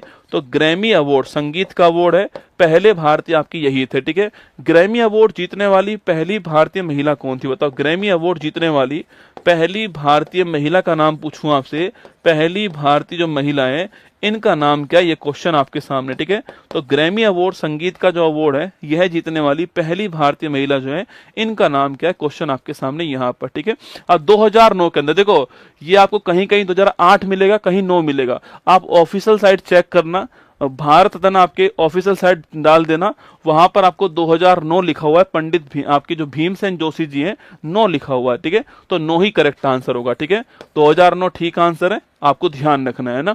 सवाल मैंने पूछा आपसे, ग्रैमी अवार्ड जीतने वाली पहली भारतीय महिला का नाम क्या? तन्वी शाह का नाम ध्यान रखना है। ठीक है, पहली भारतीय महिला ना। DRDO द्वारा विकसित दोस्तों आकाश है, सतह से हवा में वार करने वाली मिसाइल है, सतह से सतह में वार करने वाली मिसाइल है। ऑप्शन नंबर सी और ऑप्शन नंबर डी किसी और सवाल के हमारी टीम ने चेप दिए दोस्तों ना। हाँ, हमारी टीम दोस्तों ऐसी है। ठीक है, हमारी टीम दोस्तों RCB की तरह है। ठीक है, शुरुआत बढ़िया करती है, अंत में पहुंचते पहुंचते आपके गड़बड़ कर देती है। ठीक है, मैं ये नहीं कह रहा हूं कि अब अंत में करेगी गड़बड़ आपके, पर इतिहास तो यही कहता है। ठीक है, तो ये ऑप्शन गलत हो गया हमारे, कोई बात नहीं, ऑप्शन नंबर ए और ऑप्शन नंबर बी में से आपको चूज करना है। ठीक है, देखो दोस्तों हमारे पास में आपके 5 मिसाइलों के नाम है पटना। ठीक है, आप जानते होंगे, पढ़ा होगा आपने। P4 होता है पृथ्वी। ठीक है, A4 होता है अग्नि, कौन सा है? अग्नि। ठीक है, T4 आपके त्रिशूल होता है, N4 होता है नाग होता है, और A4 होता है आकाश, कौन सा? आकाश। ठीक है, देखिएगा, P4 पृथ्वी और A4 दोस्तों अग्नि। ठीक है, तो पृथ्वी और अग्नि जो आपकी ये कैसी हैं? सतह पर वार करने वाली मिसाइल। ठीक है, सरफेस टू सरफेस आपके वार करने वाली मिसाइल कौन सी है? वो आपके सामने कौन सी आपके? वो है आपके पृथ्वी और अग्नि, आपको ध्यान रखना है। ठीक है, और त्रिशूल की बात करो, त्रिशूल और आकाश जो है यह सरफेस टू एयर। ठीक है, सतह से हवा में वार करने वाले जो मिसाइल आपके ये हो गए त्रिशूल और आकाश, आपको ध्यान रखना है। ठीक है, सरफेस टू एयर कौन सी? त्रिशूल और आकाश। ठीक है, और नाग कौन सी? नाग जो है वह एंटी टैंक मिसाइल है। कैसी है? टैंक को नस्ते नाबूद करने वाली मिसाइल कौन सी है? यह नाग, आपको ध्यान ध्यान रखना है, ठीक है। तो हमारा आंसर क्या हो गया आपके डीआरडीओ द्वारा डेवलप। आकाश की बात करूं मैं आपसे तो आकाश जो है सरफेस टू एयर, आपको ध्यान रखना है, आकाश हमारा ऑप्शन नंबर 1 करेक्ट आंसर हो गया, ठीक है। अच्छा, डीआरडीओ की बात करें आपसे, डिफेंस रिसर्च डेवलपमेंट ऑर्गेनाइजेशन जो है, इसकी बात करूं मैं आपसे तो इसका ध्येय वाक्य कौन सा है, बलशम मूलम विज्ञानम, ठीक है, शक्ति का स्रोत विज्ञान है, ये इसका ध्येय वाक्य आपको ध्यान रखना है, ठीक है। अगला क्वेश्चन, इसकी स्थापना कब होती है आपके, तो 1 जनवरी 1958 को इसकी स्थापना होती है। दौलत कोठारी साहब जो हैं ये इसके पहले हेड थे और वर्तमान में आपके समीर कामत जो हैं ये इसके वर्तमान हेड है, ये आपको ध्यान रखना है, ठीक है। डीआरडीओ के बारे में सवाल पूछ सकता है आपसे, कब स्थापना हुई, पहले हेड कौन है और मोटो क्या है इसका, वर्तमान हेड कौन है, ध्यान रखना है। तो हमारा आंसर इसका क्या हो गया है, ऑप्शन नंबर 1 करेक्ट आंसर हो गया, सरफेस टू एयर हमारी आकाश मिसाइल, ठीक है। भारत पाकिस्तान कारगिल वॉर का दोस्तों कोड का नाम क्या, ऑपरेशन ब्लू स्टार है, ऑपरेशन विजय है, ऑपरेशन ब्रह्मा है, ऑपरेशन सिंदूर। अगर सवाल लेटेस्ट तुम्हारी परीक्षा में आता है तो यहाँ सवाल बन सकता है, ठीक है। ऑपरेशन ब्रह्मा है, सिंदूर है, यहाँ सवाल लेटेस्ट वाला बन सकता है, ठीक है। दोस्तों एक बार जितने पुराने ऑपरेशन है ना उनके आप नाम नोट कीजिए मेरे साथ में। एक तो ऑपरेशन कौन सा हो गया, विजय हो गया जो कि यहाँ लिखा हुआ है। एक हो गया ऑपरेशन आपके लिखना आपके ऑपरेशन ब्लू स्टार हो गया, ठीक है, ये भी यहाँ पर लिखा हुआ है। इसके अलावा लिखिए ऑपरेशन मेघदूत हो गया, कौन सा हो गया, मेघदूत हो गया। एक लिखिए ऑपरेशन पोलो हो गया, कौन सा हो गया, पोलो हो गया। एक लिखिए ऑपरेशन आपके पवन हो गया, कौन सा, पवन। दोस्तों आपके सवाल पूछ सकता है। एक लिखिए ऑपरेशन त्रिशूल, लिखना ट्राइडेंट आपके त्रिशूल जो है ये आपके सामने, ठीक है। देखिए पहला है ऑपरेशन विजय, ठीक है। आप जानते हो कि 1999 में कारगिल जो वॉर हुआ आपके, उसके बाद उसमें हमने कौन सा ऑपरेशन चला, आपके विजय चलाया, आपको ध्यान रखना है, ठीक है। वहीं दोस्तों गोवा को हमने जब आजाद करवाया था ना 1961 में, कब आपके 1961 में गोवा को जो आजाद करवाया था पुर्तगालियों से, तब भी हमारा जो ऑपरेशन चला उसका नाम क्या, विजय नाम था, ठीक है। तो गोवा को जो हमने आजाद करवाया था 1961 में, तब भी हमारा कौन सा, तब भी हमारा विजय था, ठीक है। और कारगिल वॉर वाला 26 जुलाई जो है ये भी हमारा विजय, आपको ध्यान रखना है, ठीक है। अब ब्लू स्टार पूछूं आपसे, 1984 में आपके जो स्वर्ण मंदिर में जो आपके आतंकवादी घुस गए थे उनको निकालने के लिए हमने ब्लू स्टार चलाया, आपको नोट करना है, ठीक है। मेघदूत की बात करूं मैं आपसे तो 1984 में नोट करना, 84 में सियाचिन जो है इसे फतेह करने के लिए हमने मेघदूत चलाया, ठीक है। पोलो की बात करूं आपसे तो 1948 में हैदराबाद जो है इसका भारत में विलय करने के लिए हमने पोलो चलाया, ठीक है। पवन की दोस्तों बात करूं मैं आपसे, पवन जो आपके श्रीलंका जो है यहाँ पर लिट्टे को समाप्त करने के लिए हमने कौन सा आपके, हमने जो है आपके वो चलाया पवन, ठीक है। इसके अलावा त्रिशूल पूछूं आपसे तो याद कीजिए त्रिशूल जो है 4 दिसंबर 1971 में कराची पोर्ट को तबाह करने के लिए हमारी नेवी ने ऑपरेशन ट्राइडेंट या फिर त्रिशूल जो चलाया था, और इसी तारीख को हमने जो है नेवी डे बनाया, आपको ध्यान रखना है, ठीक है। ये तो पुराने वाले दोस्तों ऑपरेशन हो गए, ठीक है। अच्छा पूछूं आपसे ऑपरेशन सिंदूर की बात करूं मैं आपसे, अभी दोस्तों पाकिस्तान को सिंदूर लगाने के लिए हमने कौन सा आपके 7 मई 2025 को हमने कौन सा आपके सिंदूर चलाया, ठीक है। कहां पर, पाकिस्तान के जो 9 आतंकी ठिकाने थे इन्हें नस्ते नाबूद करने के लिए, ठीक है, 7 मई की तारीख को चलाया, ठीक है। और ब्रह्मा पूछूं आपसे कहां चलाया, तो म्यांमार जो है, इस म्यांमार में जो भूकंप आया था आपके यहाँ, तबाही जो मची थी आपके, उस भूकंप के बाद में यहाँ पर सहायता के लिए हमने ऑपरेशन ब्रह्मा चलाया, आपको ध्यान रखना है, ठीक है। तो लिखिए आंसर क्या हो गया हमारा आंसर आपके कारगिल वॉर विजय, हमारा option number B correct answer है, आपको ध्यान रखना है यहाँ पर, ठीक है। बाकी ये पुराने ऑपरेशन भी सवाल पूछ सकता है, विजय है, गोवा वाला पूछ सकता है, ब्लू स्टार है, मेघदूत है, पोलो है, पवन है, त्रिशूल है, ये भी सवाल आपके एग्जाम में आ सकते हैं, ठीक है। चलिएगा, एक्सरे जिसका प्रयोग वर्तमान में चिकित्सा क्षेत्र में रोग निदान हेतु होता है, इसकी खोज करने वाला कौन, ठीक है। एक्सरे की खोज करने वाला कौन है, तो लिखिए 4 ऑप्शन लिखे हुए हैं आपके। एक का दोस्तों नाम रोडजन हो गया आपके, एक का नाम मोजले हो गया, मोजले लिखिएगा, एक का नाम आपके थॉमसन हो गया, थॉमसन, एक का नाम आपके चैडविक हो गया, ठीक है। फटाफट चारों के बारे में नोट कीजिएगा आपके। और रोडजन तो पूछूं आपसे, जो एक्सरे जो है इसकी खोज करने वाले कौन थे, रोडजन साहब थे, नोट करना, ठीक है। और फिजिक्स का पहला नोबेल पुरस्कार किसको मिला था आपके? फिजिक्स का पहला जो नोबेल पुरस्कार आपके वो भी इन्हीं को मिला था, रोटजन साहब को ध्यान रखना है। ठीक है, अगला क्वेश्चन आपके दोस्तों मोजले की बात करूं मैं आपसे। जो मोजले हैं आप जानते हो इनके बारे में। जो आधुनिक आवर्त सारणी है वह देने वाले कौन थे? मोजले साहब थे। आधुनिक आवर्त सारणी में कितने एलिमेंट हैं? यह क्वेश्चन आपके लिए। कितने एलिमेंट है? यह क्वेश्चन आपके लिए। ठीक है, इस मोजले से पहले किसने दी थी? आपके मेंडलीफ साहब ने। किसने? मेंडलीफ ने दी थी। इनकी जो आवर्त सारणी थी आपके वो परमाणु भार जो है, एटॉमिक जो मास है इसके ऊपर डिपेंड थी। ठीक है, और जो इनकी आपके आवर्त सारणी है वो आपके परमाणु क्रमांक जेड जो है उसके ऊपर डिपेंड है। ठीक है, मैंने पूछा आपसे कितने एलिमेंट वर्तमान में हमारे आपके जो आवर्त सारणी उसमें 118 एलिमेंट है, आपको ध्यान रखना है। ठीक है, अगला क्वेश्चन आपके थॉमसन साहब की बात करूं मैं आपसे तो इलेक्ट्रॉन की खोज करने वाले थॉमसन थे। बाकी प्लम पुडिंग मॉडल आप जानते होंगे वो थॉमसन साहब का है। ठीक है, चैडविक पूछूं आपसे न्यूट्रॉन की खोज करने वाले कौन थे? चैडविक साहब थे। और गोल्डस्टीन की बात करूं मैं आपसे, गोल्डस्टीन जो नोट करना आपके, गोल्डस्टीन की बात करूं आपसे जो प्रोटॉन है इसकी खोज करने वाले गोल्डस्टीन थे। और नाभिक के ऊपर धनावेश होता है यह बताने वाले कौन था? आपके रदरफोर्ड जो है आपके, इन्होंने बताया नाभिक के ऊपर धनावेश होता आपके। और स्वर्ण पत्र मॉडल इनका याद होगा आपको यहाँ पर। और इसके अलावा डोल्टन जो है परमाणु सिद्धांत, ठीक है, एटॉमिक थ्योरी देने वाले कौन था? आपके डोल्टन साहब थे, आपको ध्यान रखना है। ठीक है, तो हमारा आंसर हो गया आपके रोटजन, हमारा आंसर हो गया ऑप्शन नंबर 2 करेक्ट आंसर। ध्यान रखिए Roentgen, Moseley, Thomson, Mendeleev, Chadwick, Goldstein, Rutherford, Dalton, ये केमिस्ट्री के महत्वपूर्ण नाम है, आपको मैंने एक सवाल के अंदर नोट करवा दिए। ठीक है, आगे देखिए भारत का सबसे प्राचीन उच्च न्यायालय कौन सा है? बंबई हाई कोर्ट है, मद्रास हाई कोर्ट है, इलाहाबाद हाई कोर्ट है या कलकत्ता दोस्तों हाई कोर्ट। ठीक है, 4 हाई कोर्ट लिखे हुए हैं, चारों की चारों हाई कोर्ट ही एग्जाम के लिए महत्वपूर्ण। ठीक है, देखो पहली बात तो हाई कोर्ट की बात करूं मैं आपसे तो भारत का जो पहला हाई कोर्ट है यह कौन सा लिखना आपके? तो भारत का पहला हाई कोर्ट था कलकत्ता हाई कोर्ट। कौन सा है?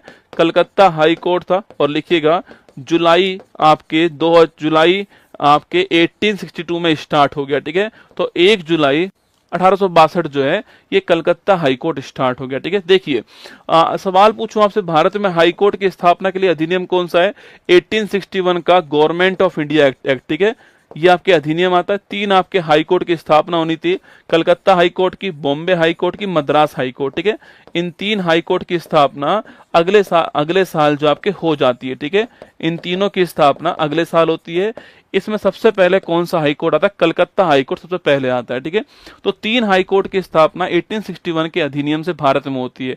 अधिनियम पूछेगा तो 1861 का अधिनियम ध्यान रखना है। ठीक है, किस वर्ष में होती है पूछेगा तो 1862 का वर्ष आपको ध्यान रखना है। ठीक है, और पहला हाई कोर्ट पूछे इन तीनों में कौन सा आपके? तो इन तीनों में आपके कलकत्ता हाई कोर्ट पहला हाई कोर्ट। ठीक है, ये भी आपको ध्यान रखना है। ठीक है, अच्छा अगला क्वेश्चन पूछूं आपसे यहाँ पर कि 1866 में किसकी स्थापना होती है? सबसे बड़ा जो हाई कोर्ट है भारत का, इलाहाबाद हाई कोर्ट जो है इसकी स्थापना होती है। ठीक है, और भारत में कुल हाई कोर्ट कितना? आपके 25 हाई कोर्ट है। लेटेस्ट हाई कोर्ट कौन सा है? अमरावती जो आपके आंध्र प्रदेश का जो हाई कोर्ट आपके, यह लेटेस्ट हाई कोर्ट आपको ध्यान रखना है। ठीक है, तो कौन से यूटी में हाई कोर्ट है? तो नोट कीजिए दिल्ली यूटी का हाई कोर्ट एक तो, और एक आपके जम्मू कश्मीर लद्दाख का जो हाई कोर्ट है आपकी ये हाई कोर्ट। ठीक है, जम्मू कश्मीर लद्दाख का जो हाई कोर्ट है वो कहां पर है? श्रीनगर के अंदर, आपको ध्यान रखना है। ठीक है, कौन से यूटी में हाई कोर्ट है? तो आपकी दिल्ली में हाई कोर्ट है।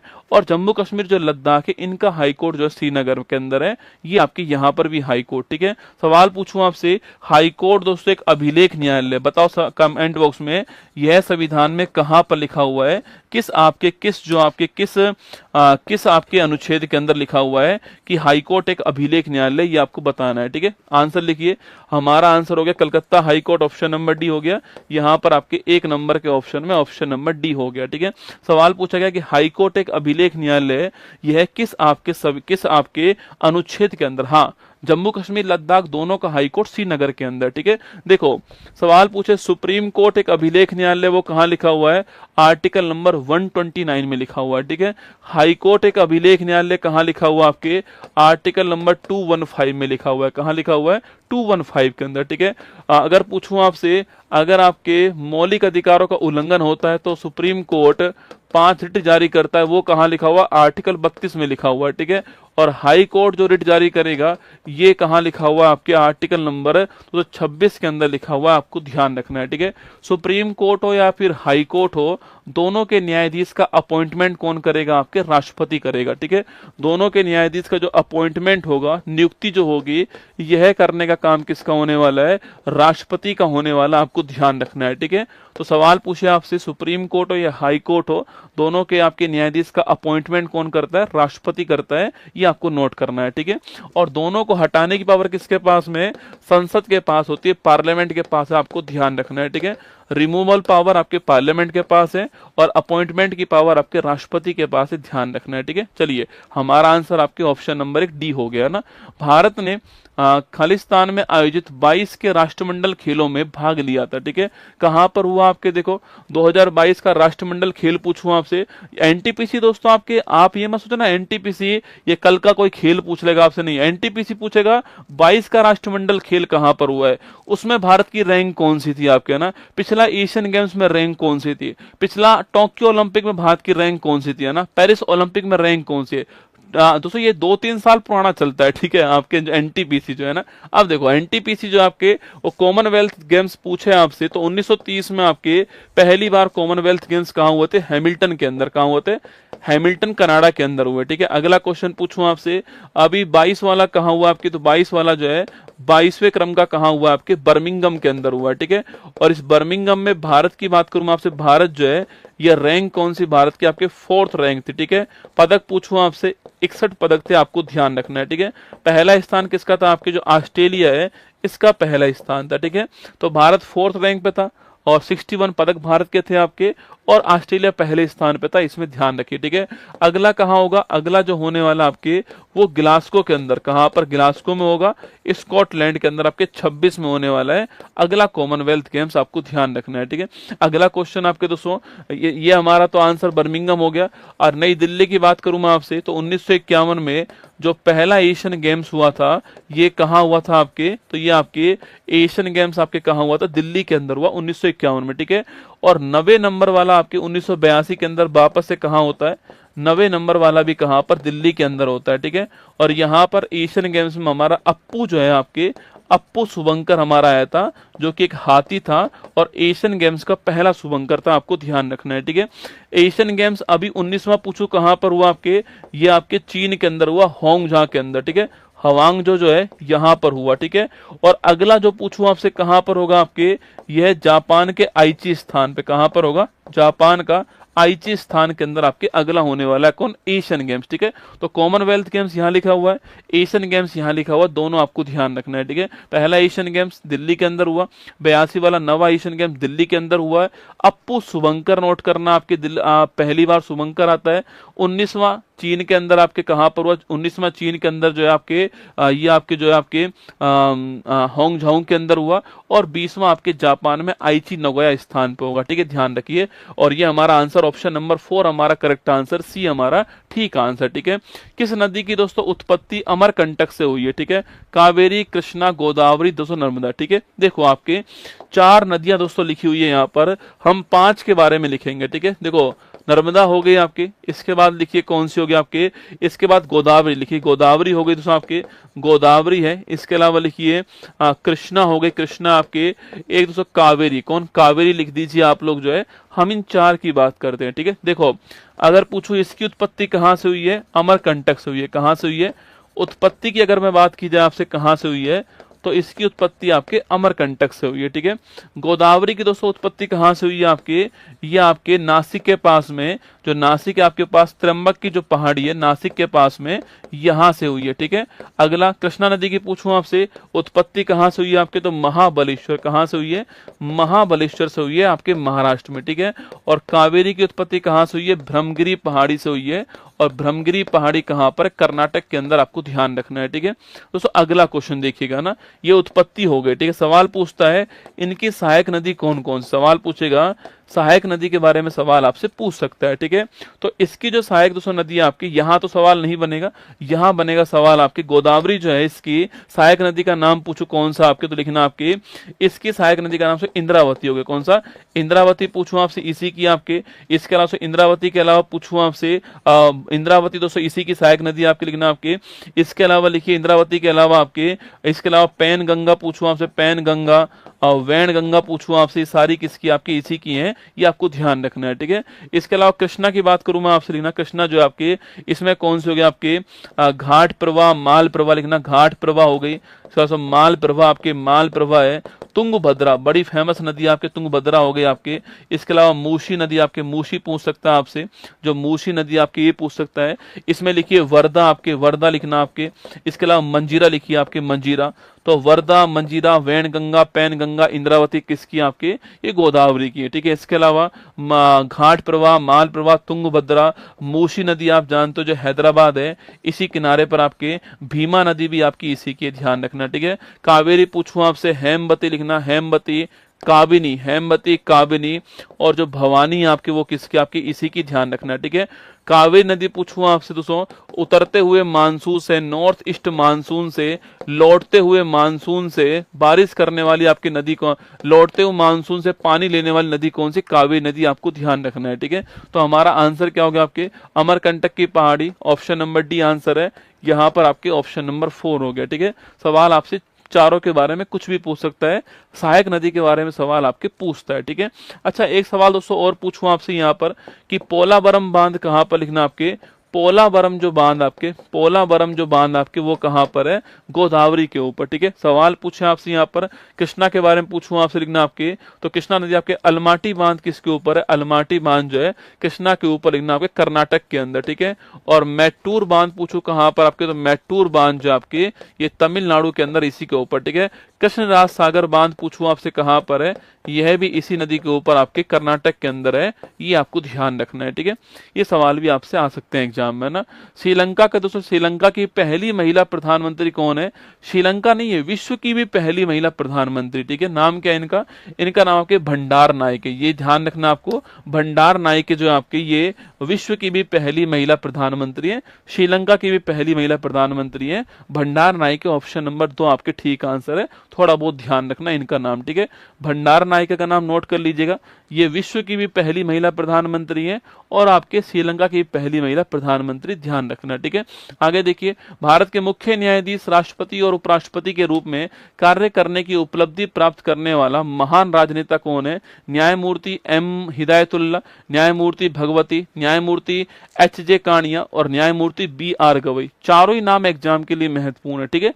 देखिए, सुप्रीम कोर्ट की दोस्तों बात करूं मैं आपसे, सुप्रीम कोर्ट ने अपना कार्य कब स्टार्ट किया था, 28 जनवरी 1950 को सुप्रीम कोर्ट ने अपना कार्य स्टार्ट करा, ठीक है। अगला क्वेश्चन आपके, जब इसकी शुरुआत हुई थी तो 1+7 जो है इसकी संरचना थी, ठीक है, जो कि आर्टिकल नंबर 124 में लिखी हुई है आपके, वही आपके 1+7, ठीक है। एक तो मुख्य न्यायाधीश और साथ क्या थे, अन्य न्यायाधीश थे, आपको ध्यान रखना है, ठीक है। अगला सवाल दोस्तों पूछूं आपसे कि सुप्रीम कोर्ट के जो पहले मुख्य न्यायाधीश थे उनका नाम क्या था, उनका नाम था जस्टिस एच.जे. कानिया जो है, ये इनका आपके पहले मुख्य न्यायाधीश का नाम ध्यान रखना है, ठीक है। दोस्तों इसके बाद में PIL के जनक कौन आपके सुप्रीम कोर्ट में, जो पब्लिक इंटरेस्ट लिटिगेशन होती है जिसको आप जनहित याचिका बोलते हो, इसके जनक कौन थे आपके, वो थे P.N. भगवती का नाम आपको ध्यान रखना है, ठीक है। Justice P.N. भगवती है ना।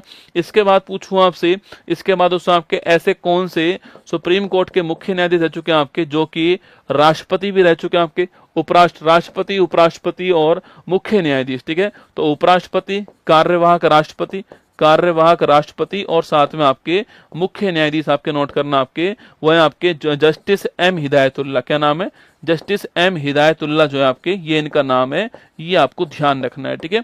Justice M Hidayatullah. अच्छा, अभी वर्तमान में कौन आपके, तो 52वें नंबर के कौन आपके, जस्टिस बी.आर. गवई जो है, ये आपके 52 नंबर के हैं आपके भूषण राम कृष्णन गवई, ठीक है। 51वें नंबर के कौन से लिखना आपके, जस्टिस संजीव खन्ना जो है, इनसे पहले थे, ये भी आपको ध्यान रखना है, ठीक है। 51 नंबर भी ध्यान रखना, जस्टिस संजीव खन्ना जी इनसे पहले थे आपके। अभी वर्तमान में कौन है, जस्टिस वी.आर. गवई जी वर्तमान में आपको ध्यान रखना है, ठीक है। तो हमारा आंसर क्या हो गया, हमारा आंसर जो है ऑप्शन नंबर 1 हो गया।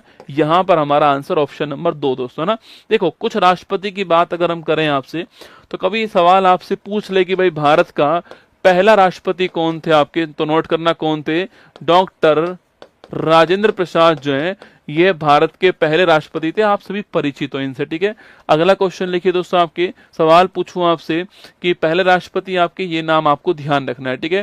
सवाल पूछे कि भाई निर्विरोध आपके निर्विरोध चुने गए एकमात्र राष्ट्रपति कौन आपके, तो लिखना नीलमा संजीव रेड्डी। क्या नाम है, नीलमा संजीव रेड्डी का नाम आपको ध्यान रखना है, ठीक है।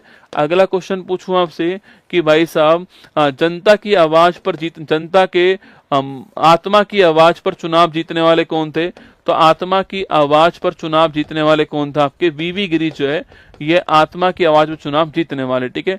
अगला क्वेश्चन पूछूं आपसे, लोकसभा स्पीकर जो बाद में राष्ट्रपति बने उनका नाम क्या आपके, उनका नाम भी नीलमा संजीव रेड्डी का नाम आपको ध्यान रखना है, ठीक है। लोकसभा स्पीकर जो बाद में राष्ट्रपति बने उनका नाम आपको नोट करना है, ठीक है। अच्छा, महिला राष्ट्रपति का नाम पूछूं आपसे क्या है, तो महिला राष्ट्रपति का नाम नोट कीजिएगा। पहली महिला राष्ट्रपति प्रतिभा पाटिल थी आपके, और वर्तमान में आप जानते हो वर्तमान में आपके जो आपके द्रौपदी मुर्मू जी हैं, आपके द्रौपदी मुर्मू जी हैं, ये वर्तमान में भारत की महिला राष्ट्रपति आपके नंबर 2, ये भी आपको ध्यान रखना है, ठीक है। चलिए, बसंत विषुव दोस्तों कब घटित होता है, 21 जून को होता है, 21 मार्च को होता है, 22 दिसंबर को होता है, या 23 सितंबर को होता है। 4 डेट यहाँ पर लिखी हुई है। कितनी डेट आपके, 4 डेट दोस्तों लिखी हुई है यहाँ पर। एक डेट आपके कौन सी, एक डेट आपके 21 मार्च है, लिखना 21 मार्च है। एक डेट दोस्तों आपके 21 जून हो गई आपके। एक डेट लिख रही है आपके 23 सितंबर लिखा हुआ है, और एक डेट लिख रही है आपके 22 दिसंबर लिखा हुआ है, ठीक है। ये 4 डेट यहाँ पर लिखी हुई है, ठीक है। तो पहली डेट आपके 21 मार्च है, ठीक है। देखो 21 मार्च हो या फिर आपके 23 सितंबर की तारीख हो, इन दोनों दिनों के अंदर आपके दिन और रात की अवधि बराबर होती है, ठीक है। और जब दिन और रात की अवधि बराबर होती है उसे कहते हैं विषुव। क्या बोलते हैं, विषुव कहते हैं। इंग्लिश में इसको बोलते हैं इक्विनोक्स। क्या बोलते हैं, इक्विनोक्स कहते हैं। और जो आपके गर्मी में जो होता है आपके, उसको होते हैं बसंत विषुव कहते हैं, ठीक है। और सर्दी वाला जो होता है उसको क्या बोलते हैं आपके, शरद विषुव कहते हैं। तो बसंत विषुव आपके 21 मार्च को है, और ये 23 सितंबर को विषुव होगा। दोनों दिन आपके इक्विनोक्स होने वाला, ध्यान रखना, ठीक है। 21 जून पूछूं आपसे, इस तारीख को नोट करना है। इस तारीख को हमारा सबसे बड़ा दिन होगा, ठीक है, सबसे बड़ा दिन होगा। और इसी तारीख को आप सभी जानते हैं, इसी तारीख को हम लोग जो है क्या बनाते हैं आपके, इसी तारीख को दोस्तों हम लोग जो है योगा दिवस बनाते हैं, ठीक है। और योगा दिवस की शुरुआत कब होती है, 15 से स्टार्ट होता है। और 2025 में पूछूं आपसे कौन से क्रम का हो गया, तो 15, 16, 17, 18, 19, 20, 21, 22, 23, 24, 25 कौन सा नंबर का हो गया, 11वें नंबर का हो गया, नोट कीजिएगा। और इस बार थीम क्या है, तो बताओ मुझे फटाफट से, इस बार आपके जो योगा दिवस है उसकी थीम क्या है, ठीक है। अगला क्वेश्चन आपके 22 दिसंबर पूछूं आपसे, सबसे बड़ी जो रात होती है वो कब होती है, सबसे बड़ी जो रात है आपके वो इस तारीख को होती है, आपको नोट करना है 22 दिसंबर को। ये सवाल भी आपसे पूछ सकता है, ठीक है। ये 4 क्वेश्चन एग्जाम में खूब आते हैं ना। इक्विनोक्स क्या होता है, और आपके इसके अलावा ग्रीष्म अयनांत क्या होता है, इसको बोलते हैं इंग्लिश में, हिंदी में कहते हैं ग्रीष्म अयनांत, ठीक है। समर सोलिस्टिक कहते हैं इसको ना, इसे कहते हैं ग्रीष्म अयनांत। इसको बोलते हैं आपके मकर अयनांत भी कहते हैं, ठीक है। आपके इसको विंटर सोलिस्टिक भी कहते हैं। Yoga for health and society वो पुराना है रसगुल्ला, वो पिछले साल का बेटा ना। 24 का कौन सा, 24 का पूछूं आपसे, तो 24 का था yoga for health and society, ठीक है। Yoga for health and society जो है वो 24 का है, ठीक है। इस बार आपके पूछूं कौन सा, आपके किसी को भी नहीं पता, योगा फॉर वन अर्थ आपके है ना, क्या है आपके, तो लिखिए 25 का कौन सा आपके, योगा फॉर वन अर्थ आपके, योगा फॉर वन अर्थ जो है आपके, ये कौन सा आपके 25 का है, ठीक है। तो 24 का पूछूं आपसे, yoga for health and society 24 का है, पिछले साल का है, ठीक है। 25 का योगा फॉर वन अर्थ आपके 25 का है, yoga for one earth one health, ठीक है। Yoga for one earth one health जो है ये 25 का है। चलिए आगे बढ़ते हैं। इकोटोन का दोस्तों क्या अर्थ होता है, ठीक है। इकोटोन वह क्षेत्र है जहां 2 जैव मंडल मिलते हैं, यह प्रजातियों के लिए न्यूनतम उत्तरजीविता वाला क्षेत्र है, यह सीमित वनस्पति और जीव जंतु वाला क्षेत्र है, ये अधिक जैव संहति उत्पादन वाला एक क्षेत्र है। ठीक है, अब देखो सवाल ऐसा भी पूछ सकता है आपसे ना, मैं हर तरीके का सवाल लेकर आया हूँ। ठीक है, अभी स्टैटिक वाला पोर्शन बचा हुआ है। ठीक है, अभी एक आध क्वेश्चन बाद में प्योर स्टैटिक आने वाला है। ठीक है, तो बताओ इकोटोन का मतलब पूछूं आपसे, इकोटोन दोस्तों मतलब क्या है? क्वेश्चन बताओ, इकोटोन जो है इसका दोस्तों मतलब क्या होता है? हो सकता है आपने आज तक ये वर्ड सुना ही नहीं हो। ठीक है, इकोटोन आपने दोस्तों वर्ड ही ना सुना हो आज तक। ठीक है, देखो दोस्तों यहाँ पर आपके ये आपके एक इकोसिस्टम हो गया। ठीक है, और ये आपके दूसरा जो है इकोसिस्टम हो गया। ठीक है, ये एक इकोसिस्टम हो गया आपके, और ये आपके इकोसिस्टम में दो हो गया। दोस्तों इनका जो कॉमन क्षेत्र जो होगा ना आपके, ये जो इसका कॉमन जो एरिया होगा इसे बोलते हैं क्या? इसे बोलते हैं इकोटोन। क्या बोलते हैं? इकोटोन कहते हैं। ठीक है, तो दो इकोसिस्टम का जो कॉमन एरिया होता है इसे बोलते हैं इकोटोन। ये डायग्राम आपके दिमाग में होना चाहिए। दो इकोसिस्टम का जो कॉमन एरिया होता है उसको बोलते हैं इकोटोन। ठीक है, सवाल देखो, इकोटोन वह क्षेत्र जहां दो जैव मंडल मिलते हैं आपके, वो यही होगा इकोटोन आपके। तो ऑप्शन नंबर 4 हमारा ठीक आंसर हो गया। ठीक है, अच्छा दोस्तों इकोसिस्टम जो है आपके, इकोसिस्टम जो है अगर मैं इसकी बात करूं मैं आपसे, यह वर्ड देने वाले कौन था? आपके टेंसले साहब। ठीक है, और जो इकोलॉजी वर्ड आपके, इकोलॉजी जो वर्ड है यह देने वाले कौन था? आपके अर्नेस्ट हैकर। कौन थे? अर्नेस्ट हैकर जो है ये आपके इकोलॉजी वर्ड पूछूं आपसे, अर्नेस्ट हैकर हो गया, और इकोसिस्टम वर्ड टेंसले हो गया, इकोटोन भी आपको ध्यान रखना है। ठीक है, चलिए आगे बढ़िएगा।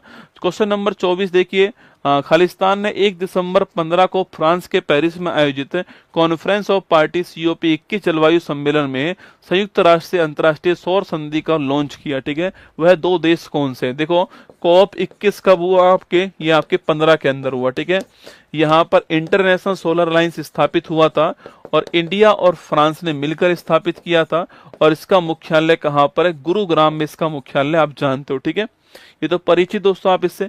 अच्छा अभी पूछो COP 29 कहाँ हुआ है? COP 28 भी नोट करो आप, COP 29 भी नोट कर लो। ठीक है, COP 28 पूछो कहाँ पर हुआ? आपके UAE के अंदर हुआ है। ठीक है, और COP 29 कहाँ हुआ है? बाकू अजरबैजान में। कहाँ हुआ है? बाकू अजरबैजान के अंदर COP आपके 29 हुआ है। सवाल पूछे COP 27 कहाँ हुआ है? शर्म अल शेख। देखो मैं फिर कह रहा हूँ, आपके जो NTPC है उसमें सवाल जो है 24 का पूछ सकता है, 23 वाला पूछ सकता है। ठीक है, NTPC का करंट अफेयर्स लेटेस्ट नहीं होता है, पुराना ही पूछता है वो आपसे ना। 27 वाला शर्मल शेख आपके मिस्र में हुआ था, और 28 वाला आपके UAE में हुआ है, 29 वाला आपके बाकू अजरबैजान में हुआ है। ठीक है, सवाल का आंसर ऑप्शन नंबर बी हो गया, और ये आपके हमारा ऑप्शन नंबर 1 हमारा करेक्ट आंसर यहाँ पर हो गया। ठीक है, क्वेश्चन नंबर 25 देखिए, अपनी समृद्ध सांस्कृतिक विरासत के लिए प्रसिद्ध भारत का पहला यूनेस्को साहित्य का शहर जो है निम्नलिखित में से कौन सा है? लखनऊ है, जयपुर है, भोपाल है, कोझिकोड। दोस्तों ना देखो यूनेस्को जो है आपके, यूनेस्को जो है इसका मुख्यालय पेरिस में, आप जानती हो। यूनेस्को का जो आपके अभी हाल ही में साहित्य का शहर जो है किसे घोषित कर दिया? आपके कोझिकोड। किसे कर दिया है? कोझिकोड को साहित्य का शहर घोषित किया, आपको ध्यान रखना है। ठीक है, कोझिकोड कहाँ पर है? केरल के अंदर कोझिकोड हो गया दोस्तों ना। इसी कोझिकोड की बात करूं आपसे, यहीं पर आपके भारत का मसाला अनुसंधान केंद्र कहाँ पर है? भारत का मसाला अनुसंधान जो केंद्र आपके, यह भी कोझिकोड के अंदर आपको ध्यान रखना है। ठीक है, तो हमारा आंसर क्या होगा? हमारा आंसर आपके कोझिकोड ऑप्शन नंबर 4 हमारा आंसर है। थोड़ा परीक्षा में पूछ सकता है, इसके लिए तैयार रहना है। ठीक है, अच्छा संगीत का शहर पूछूं आपसे, किसे घोषित करा? आपके जो ग्वालियर जो है ना, ग्वालियर जो है इसको संगीत का शहर घोषित करा है। ठीक है, और वेटलैंड शहर पूछूं आपसे, वेटलैंड शहर किसे घोषित कर दिया आपके? तो आपके वेटलैंड शहर में राजस्थान का उदयपुर और मध्य प्रदेश का इंदौर दो शामिल हो गए। ठीक है, तो साहित्य का शहर कौन सा? साहित्य का शहर आपके कोझिकोड हो गया। ठीक है, संगीत का शहर ग्वालियर हो गया ना। वेटलैंड शहर पूछूं आपसे, उदयपुर और इंदौर आपके वेटलैंड शहर हो गए, ध्यान रखिएगा। ठीक है, आगे देखिए नेक्स्ट क्वेश्चन, अक्टूबर 24 तक प्राप्त जानकारी के अनुसार भारत में कितने यूनेस्को विश्व धरोहर स्थल हैं? ठीक है, अच्छा भारत में वर्तमान में कितने यूनेस्को वर्ल्ड हेरिटेज है? हमें हमारे पास वर्तमान में 43 है। ठीक है, जानते हो आप 35 तो इसमें कैसे आपके 35 तो इसमें सांस्कृतिक हैं, इसके अलावा 7 जो है आपके वो कैसे आपके प्राकृतिक हैं, और एक रसगुल्ला मिक्स है। ठीक है, एक जो आपके मिक्स है, ये आपको ध्यान रखना है। ठीक है, तो 35 + 7 + 1 आपको ध्यान रखना है। ठीक है, तो अगला क्वेश्चन पूछूं आपसे, आपसे पिछले वाले जो 4-5 है वो नाम पूछ सकता है आपसे। ठीक है, जैसे कि 39वां कौन सा है? 40वां कौन सा है, 41वां कौन सा है, 42वां कौन सा है और 43वां कौन सा है। ठीक है, देखो 39वां कौन सा हो गया, रामप्पा मंदिर जो तेलंगाना है ये 39 हो गया। ठीक है, तेलंगाना का जो रामप्पा मंदिर है ये आपका 39 हो गया ना। 40 पूछूं आपसे कौन सा हो गया आपके 40वां कौन सा आपके, ये आपके धोलावीरा जो है आपके 40वां हो गया। ठीक है, धोलावीरा कहाँ पर है, गुजरात के अंदर, ये 40वां है। ठीक है, 41 पूछूं आपसे तो 41 कौन सा आपके, जो 41 है आपके, इसका नाम पूछूं आपसे कौन सा लिखना आपके, बताओ 41 नंबर का कौन सा छाप के बताओ आपके, शांति निकेतन आपके 41 हो गया। ठीक है, शांति निकेतन जो है ये आपके 41 आपके पश्चिम बंगाल हो गया। ठीक है, इसके बाद आपके पूछूं आपसे होलेश्वर मंदिर जो है, होलेश्वर मंदिर कर्नाटक जो है ये आपके नंबर 42 हो गया। ठीक है, और लेटेस्ट पूछूं आपसे कौन सा है, तो मोइदम जो है, मोइदम जो है असम के अंदर लेटेस्ट हो गया, ये आपको ध्यान रखना है। ठीक है, मोइदम असम में दोस्तों किस आपके जिले के अंदर है, चेराईदेव लिखना, मोइदम असम में किस जिले के अंदर है, चेराईदेव जिले के अंदर। ठीक है, ये है क्या आपके, तो अहोम राजवंश जो है इसका जो कब्रिस्तान है आपके वो क्या है, मोइदम, आपको ध्यान रखना है। ठीक है, तो अहोम राजवंश का कब्रिस्तान मोइदम है, नोट करना। अहोम राजवंश जो है इसके बड़े फेमस सेनापति कौन है, लचित बोरफुकन, नाम सुना होगा आपने, लचित बोरफुकन जो है ये इनके बड़े फेमस सेनापति हैं। अभी दोस्तों इनकी प्रतिमा स्थापित हुई है असम के अंदर। ठीक है, आपको बताना है कि उसका नाम क्या है। ठीक है, अभी कुछ दिनों पहले इनकी प्रतिमा स्थापित असम के अंदर हुई है, उसका नाम आपको बताना है। ठीक है, तो 35 + 7 + 1 मिक्स कौन सा हमारे यहाँ पर, मिक्स आपके जो कंचनजंगा आपके वो मिक्स हो गया। ठीक है, कहाँ पर है, सिक्किम के अंदर। ठीक है, हाँ वेरी गुड दोस्तों ना, ये मिक्स वाला कौन सा, कंचनजंगा मिक्स हो गया आपके सिक्किम के अंदर। ठीक है, नोट करना है ना, हाँ लिखना आपके जोरहाट के अंदर। अच्छा, इसका नाम क्या, आपकी प्रतिमा का नाम क्या, आपके जोरहाट के अंदर तो है पर उसका नाम क्या है, statue of Vellore, very good लिखना, स्टैचू ऑफ वेल्लोर जो है ये इसका नाम है, ये आपको ध्यान रखना है। ठीक है, हमारा आंसर आपके ऑप्शन नंबर 4 हमारा दोस्तों आंसर था। अच्छा, सवाल पूछूं पहले स्थान पे कौन आपके, तो पहले स्थान पे इटली है। ठीक है, पहले स्थान पे इटली है। सवाल पूछे कि भारत कौन से स्थान पर है, भारत कौन से स्थान पे, सवाल पूछ सकता है। यूनेस्को की जो बैठक है रसगुल्ला, जो बैठक है यह 24 में कहाँ हुई थी और 25 में कहाँ हुई है। ठीक है, देखो 24 में आपकी दिल्ली के अंदर हुई थी आपके, और जो 25 है आपकी यहाँ पर बुल्गारिया में सोफिया में हुई है। ठीक है, जो बुल्गारिया है आपकी यहाँ पर सोफिया जो उसकी राजधानी वहां पर हुई है। ठीक है, पहले स्थान पे इटली है। भारत कौन से स्थान पर है, इटली में 60 है, आप जानते हो। भारत की रैंक पूछूं आपसे, भारत कौन से स्थान पर आपके, तो भारत की रैंक आपके 6ठी रैंक है। ठीक है, ये भी आपको ध्यान रखना है ना। चलिए आगे बढ़ते हैं।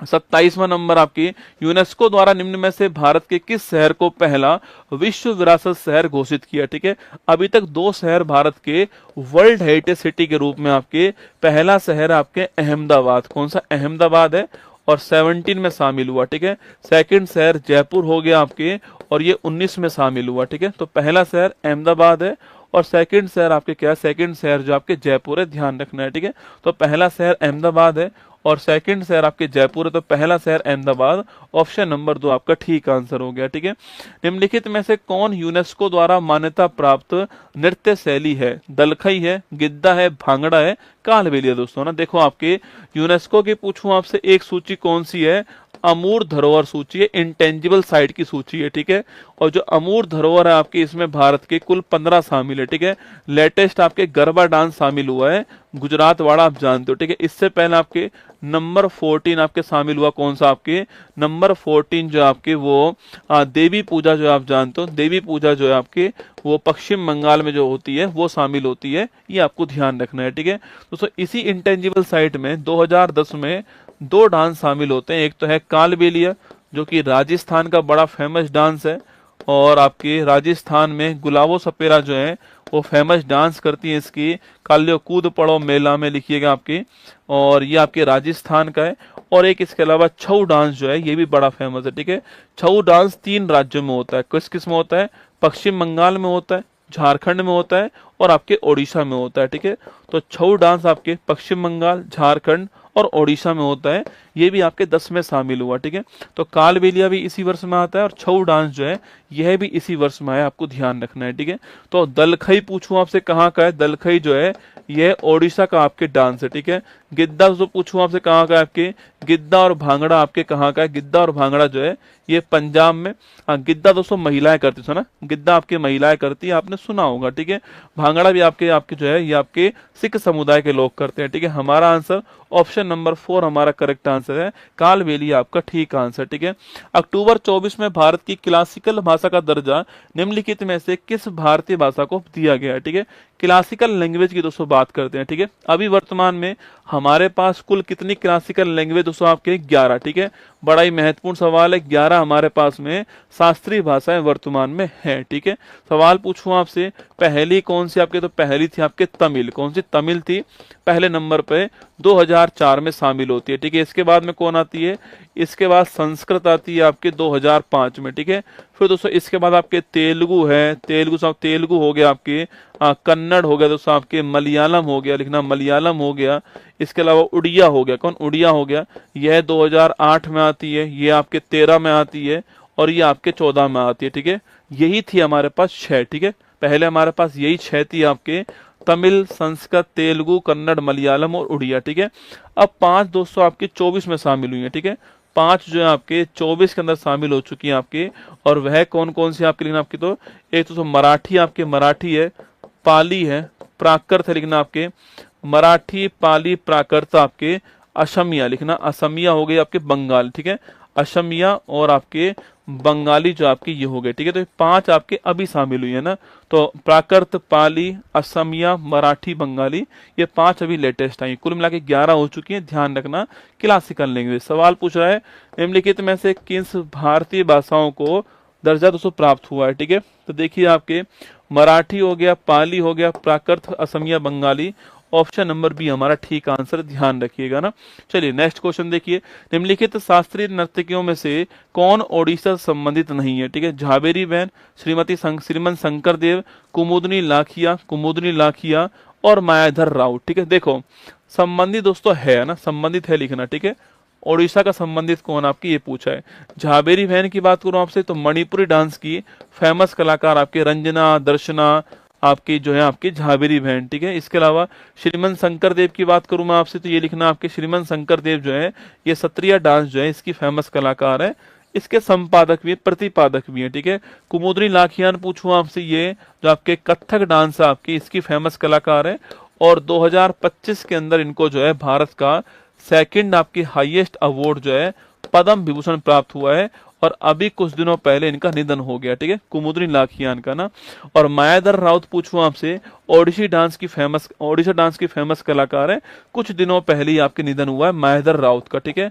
जब ओडिसी डांस की बात आएगी तो आपके दिमाग में एक तो कैलूचरण महापात्र आने चाहिए, बहुत ही फेमस नाम है, एक इसके अलावा संयुक्ता पानीग्री दोस्तों आनी चाहिए नाम आपके सामने, एक इसके अलावा सोनल मानसिंह जो है यह नाम भी आपके दिमाग में आना चाहिए ओडिसी डांस के लिए, ठीक है। तो सोनल मानसिंह, कैलूचरण महापात्र, संयुक्ता पानीग्री और मायाधर राउत, ये ओडिसी डांस में आपको ध्यान रखना है, ठीक है। आगे देखिए नेक्स्ट आपके वर्ष 2000 में पद्म विभूषण सम्मानित हुए ओडिशा के पहले नर्तक कौन थे, यही थे कैलूचरण महापात्र, ठीक है। गुरु कैलूचरण महापात्र ऑप्शन नंबर 4 आंसर हो गया आपके, ये पद्म विभूषण सम्मानित आपके होते हैं वर्ष 2000 में, आपको ध्यान रखना है, ठीक है। आंसर आपके कैलूचरण महापात्र होगा ऑप्शन नंबर 4, और ये आपके डांस कौन सा, ओडिसी डांस हो गया, और रहने वाले कहाँ के आपके, ओडिशा के आपके हैं, ये आपको ध्यान रखना है, ठीक है। आगे देखिए डॉक्टर लक्ष्मी नारायण सुब्रमण्यम ने एक भारतीय हैं जिनको 2001 में प्रतिष्ठित पद्म भूषण सम्मानित किया गया, ठीक है। ये भी इस बार के देखो जितने भी सवाल मैंने स्टैटिक वाले लिए ना आपके, देखो स्टैटिक वाले सवाल शुरू कहाँ से हुए आपके, यहाँ से शुरू हुए, ठीक है। देखना आपके एक तो आपके यूनेस्को वाला सवाल हो गया क्योंकि अभी लेटेस्ट आया सवाल आपके यूनेस्को वाला सवाल हो गया, एक इसके अलावा मैंने जो लिया आपके ये देखो क्लासिकल लैंग्वेज वाला, ये भी लेटेस्ट सवाल आप जानते हो। इसके अलावा दोस्तों आपके इसके अलावा कुमुदनी लाखियान, मायाधर राउत अभी निधन हुआ है आपके, इसलिए महत्वपूर्ण सवाल हो गया। इसके बाद में आपके नेक्स्ट सवाल आपके लक्ष्मी नारायण सुब्रमण्यम, ये भी आपके लिए महत्वपूर्ण सवाल है, ठीक है। देखो इनकी बात करूं मैं आपसे तो इनके ये जो आपके क्या है आपके वायलिन वादक, क्या है वायलिन वादक है, आपको ध्यान रखना है, ठीक है। और इनको 2025 के अंदर जो है पद्म विभूषण मिला है, आपको ध्यान रखना है, ठीक है। और पद्म भूषण कब मिला है? एक में मिला है, तो एक वाला सवाल पूछ सकता है आपसे, ठीक है। तो वायलिन वादक थे, ऑप्शन नंबर ए का आंसर है। लक्ष्मी नारायण सुब्रमण्यम आपके वायलिन वादक हैं। 2001 में पद्म भूषण मिला है और आपके 25 में पद्म विभूषण मिला है, ये आपको ध्यान रखना है, ठीक है। अगला क्वेश्चन, निम्नलिखित में से किसने वर्ष 1947 में भारत की स्वतंत्रता के अवसर पर लाल किले पर दोस्तों शहनाई वादन किया, ठीक है। दोस्तों जवाहरलाल नेहरू जो है आपके सो उन्होंने जो आजादी पे जो भाषण दिया था, स्पीच दिया था, उसका नाम क्या बताओ ना, उसका नाम क्या है? उसमें इसका जिक्र भी हुआ है, ठीक है, उसमें इनका जिक्र भी हुआ है आपके किसका? आपके बिस्मिल्लाह खान जी का, ठीक है। Option number 3 correct answer, Bismillah Khan जी शहनाई वादक। क्या है? शहनाई वादक है आपके। सवाल पूछूं मैं आपसे, जो बिस्मिल्लाह खान जी इनको भारत का हाईएस्ट अवार्ड कब मिला है? ये क्वेश्चन आपके सामने, ठीक है। तो मैंने पूछा आपसे जवाहरलाल नेहरू जी का जो भाषण था, स्पीच था, उसमें स्पीच में बात करूं आपसे, स्पीच के अंदर जो है, उस भाषण के अंदर जो है उस भाषण का दोस्तों नाम क्या है आपके? उस स्पीच का नाम क्या, जो कि पहली बार हमको जब आजाद हम हुए थे तब दिया गया था, आपके भाषण था, उसका नाम आपको बताना है, ठीक है। हाँ दोस्तों, अगर पूछूं आपसे कुछ दिनों पहले ईरान के तेहरान में एक सभागार है, उसका नाम किसके सम्मान रखा आपके? बिस्मिल्लाह खान जी के सम्मान रखा, ठीक है। हाँ, ट्रस्ट विद डेस्टिनी, क्या है आपके? ट्रस्ट विद डेस्टिनी जो आपके, ये जो है, ये उस आपके भाषण का नाम था, आपको ध्यान रखना है, ठीक है। हाँ, ये उस भाषण का नाम आपको ध्यान रखना है ना। सन 2001 में इनको भारत का हाईएस्ट अवार्ड मिला है, ये भी आप नोट कीजिए, ठीक है। चलिए नेक्स्ट क्वेश्चन आपके लिए 34 नंबर, निम्नलिखित में से किस भारतीय संगीतकार को मल्लिका ए गजल कहते हैं? ठीक है, सवाल सीधा पूछेगा आपसे, मल्लिका ए गजल कौन है? ठीक है, तो मल्लिका ए गजल जो है वो बेगम अख्तर, आपके ऑप्शन नंबर 2 आंसर। सवाल सीधा आएगा, मल्लिका ए गजल कौन है? बेगम अख्तर, ऑप्शन नंबर 2 ठीक आंसर है, ठीक है। मल्लिका ए गजल, बेगम अख्तर, ऑप्शन नंबर 2 ध्यान रखना, ठीक है। निम्नलिखित में से कौन भारत रत्न सम्मानित होने वाले पहले संगीतकार थे? ठीक है, मैंने आपसे अभी कहा था एमएस सुब्बुलक्ष्मी, नोट करना आपके 1998 के अंदर इनको जो है भारत का हाईएस्ट अवार्ड मिला, आपको ध्यान रखना है, ठीक है। ऑप्शन नंबर 4 आपके ठीक आंसर है, सुब्बुलक्ष्मी, ठीक है। इसके बाद में 1999 पूछूं आपसे, पंडित रविशंकर जी को मिलता है, ठीक है। इसके बाद में 2001 पूछूं आपसे, लता मंगेशकर और आपके बिस्मिल्लाह खान जी को मिलता है, ठीक है। और इसके बाद 2009 पूछूं आपसे, भीमसेन जोशी जी को मिलता है ना। ये सारे के सारे नाम आपको नोट करना है, ठीक है। 19 पूछूं आपसे, किसको मिलता है? भूपेन हजारिका, ठीक है। इसे आप जानते हो, आपके भूपेन हजारिका जो है आपके, इनको मिलता है 19 का, आपको ध्यान रखना है, ठीक है। तो ये 4-5 आपके भारत के हाईएस्ट अवार्ड पूछ सकता है एग्जाम के अंदर, ठीक है। ऑप्शन नंबर 4 हमारा ठीक आंसर हो गया ना। निम्नलिखित में से किसे भारत में कर्नाटक संगीत का जनक कहते हैं? आपके पुरंदर दास जी को किसे बोलते हैं? पुरंदर दास जी को भारत में जो कर्नाटक संगीत है उसका जनक कहते हैं, option number B correct answer, ठीक है। तो पुरंदर दास आपका ठीक आंसर हो गया ना। प्रसिद्ध वादक पंडित राम नारायण निम्नलिखित में से किस वाद्य यंत्र से संबंधित हैं दोस्तों ना? देखो, ये पंडित जो राम नारायण जी है ना, आपके पंडित जो राम नारायण है, हाँ, भीमसेन जोशी घराना कौन सा आपके 2008 नहीं करना है, 2009 ही करना है। ऑफिशियल साइट पे 2009 दिया हुआ है। आपके किराना घराना कौन सा है? किराना जो घराना है आपके, इससे संबंधित आपको ध्यान है, ठीक है। अच्छा, इस किराना घराना के संस्थापक कौन थे बताओ आप कमेंट बॉक्स में। जो किराना जो घराना है इसके संस्थापक कौन थे आपको बताना है, ठीक है। देखो, पंडित राम नारायण जो है आपके, इनका हाल ही में निधन हुआ है, ठीक है। हाल ही में निधन हुआ है। 2005 में इनको पद्म विभूषण मिला था, ठीक है। 2005 में इनको भारत का सेकंड हाईएस्ट अवार्ड जो है वो प्राप्त हुआ था आपके। और ये पूछूं आपसे किसके वादक है? आपके सारंगी वादक है, ऑप्शन नंबर 1 का आंसर, ठीक है। तो पंडित राम नारायण जी निधन हुआ है अभी हाल ही में, सारंगी वादक है, और 2005 में इनको जो है पद्म विभूषण प्राप्त हुआ था, ठीक है। अच्छा, सवाल पूछूं आपसे, भीमसेन जोशी जो आपके संस्थापक पूछूं आपसे, किराना घराना जो आपके अब्दुल करीम कौन है? अब्दुल करीम खान जो है ये संस्थापक है, आपको ध्यान रखना है किसके? किराना घराना के संस्थापक, ठीक है। आगे बढ़िएगा, भारत के निम्नलिखित में से किस राज्य में मुख्य रूप से होजागिरी दोस्तों डांस होता है? ठीक है, देखो दोस्तों, हिमाचल प्रदेश पूछूं आपसे, दोस्तों नट डांस पूछूं आपसे, कहां पर? यहीं पर, ठीक है। थोड़ा पूछूं आपसे, ये भी यहीं पर होता है, ठीक है।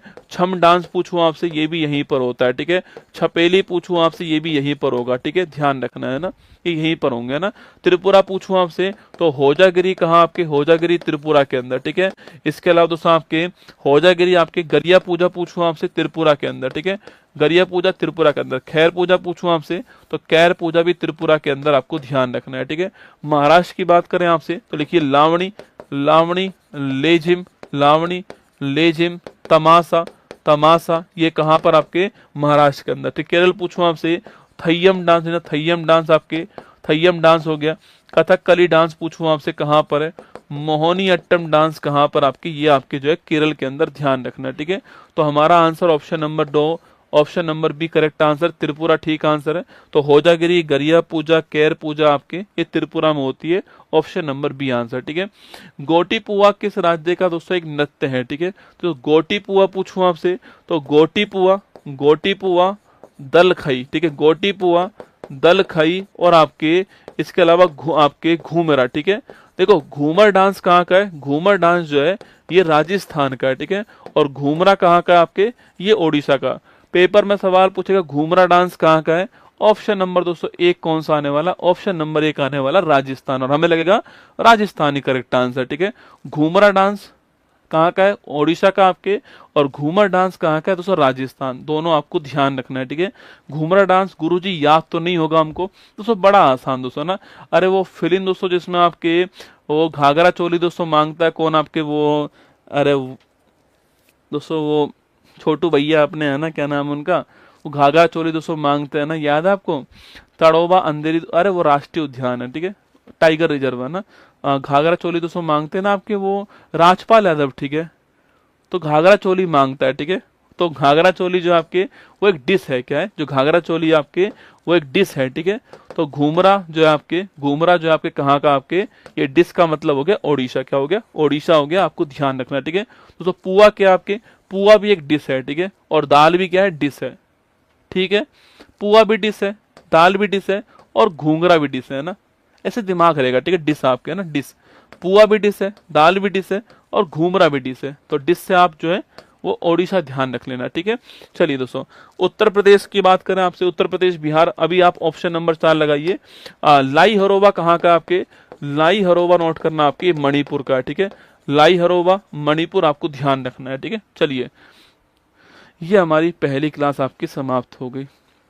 आप सुन लीजिए जो करंट अफेयर्स की बात मैंने की आपसे, देखो 25 का करंट अफेयर्स तो मैं पढ़ा दूंगा आपको, ठीक है। जो 25 वाला करंट अफेयर्स है वो तो मैं आपको पढ़ा दूंगा अंतिम 2 क्लास के अंदर, ठीक है। 24 वाला जो करंट अफेयर्स है वो आपको बुक से पढ़ना है, ठीक है। बुक मैंने आपको बता दी कौन सी, आपके एक भी क्वेश्चन 24 का बाहर नहीं जाएगा, ये मेरा वादा रहा, ठीक है आपसे। 24 करंट अफेयर्स का एक भी सवाल आपका बाहर नहीं जाएगा इस बुक से आपके ना।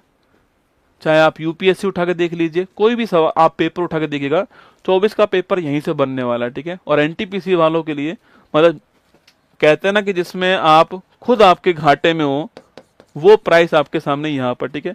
वैसे आप जानते हो 120 रुपये प्राइस है इसकी, और 40 रुपये इसको भेजने का कॉस्ट आता है, 160 रुपये आपके बनता है, ठीक है।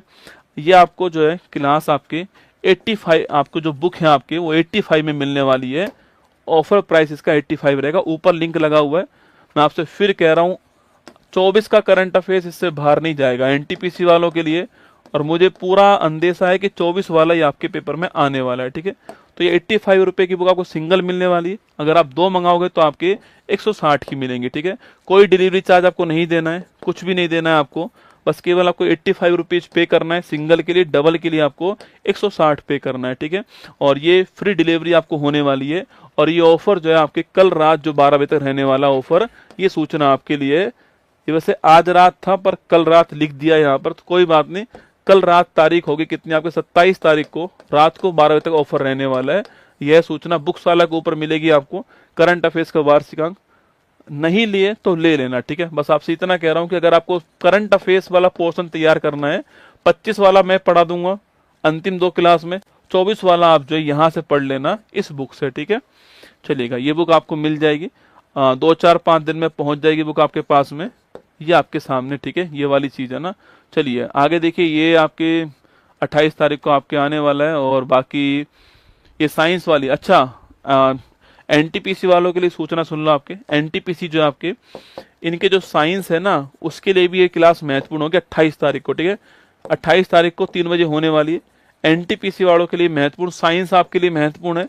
तो मैं बिहार पुलिस में साइंस पढ़ाऊंगा, संभावित प्रश्न होंगे साइंस में बायोलॉजी के, केमिस्ट्री के, फिजिक्स के, ठीक है। ये 3 बजे क्लास आपकी आने वाली है, ठीक है। और ये आपकी 7 क्लास मैंने कह दी आपसे, अगली क्लास आपकी जो है वो आने वाली कब, आपके नेक्स्ट क्लास जो आपकी वो आएगी कल आपको 8 बजे यहीं पर आने वाली है, ठीक है। बताओ कैसी लगी क्लास आपको, स्पीड तेज तो नहीं लगी आपको मेरी? अरे 2-3 दिन में फटाफट फटाफट निकाल लेना, ठीक है।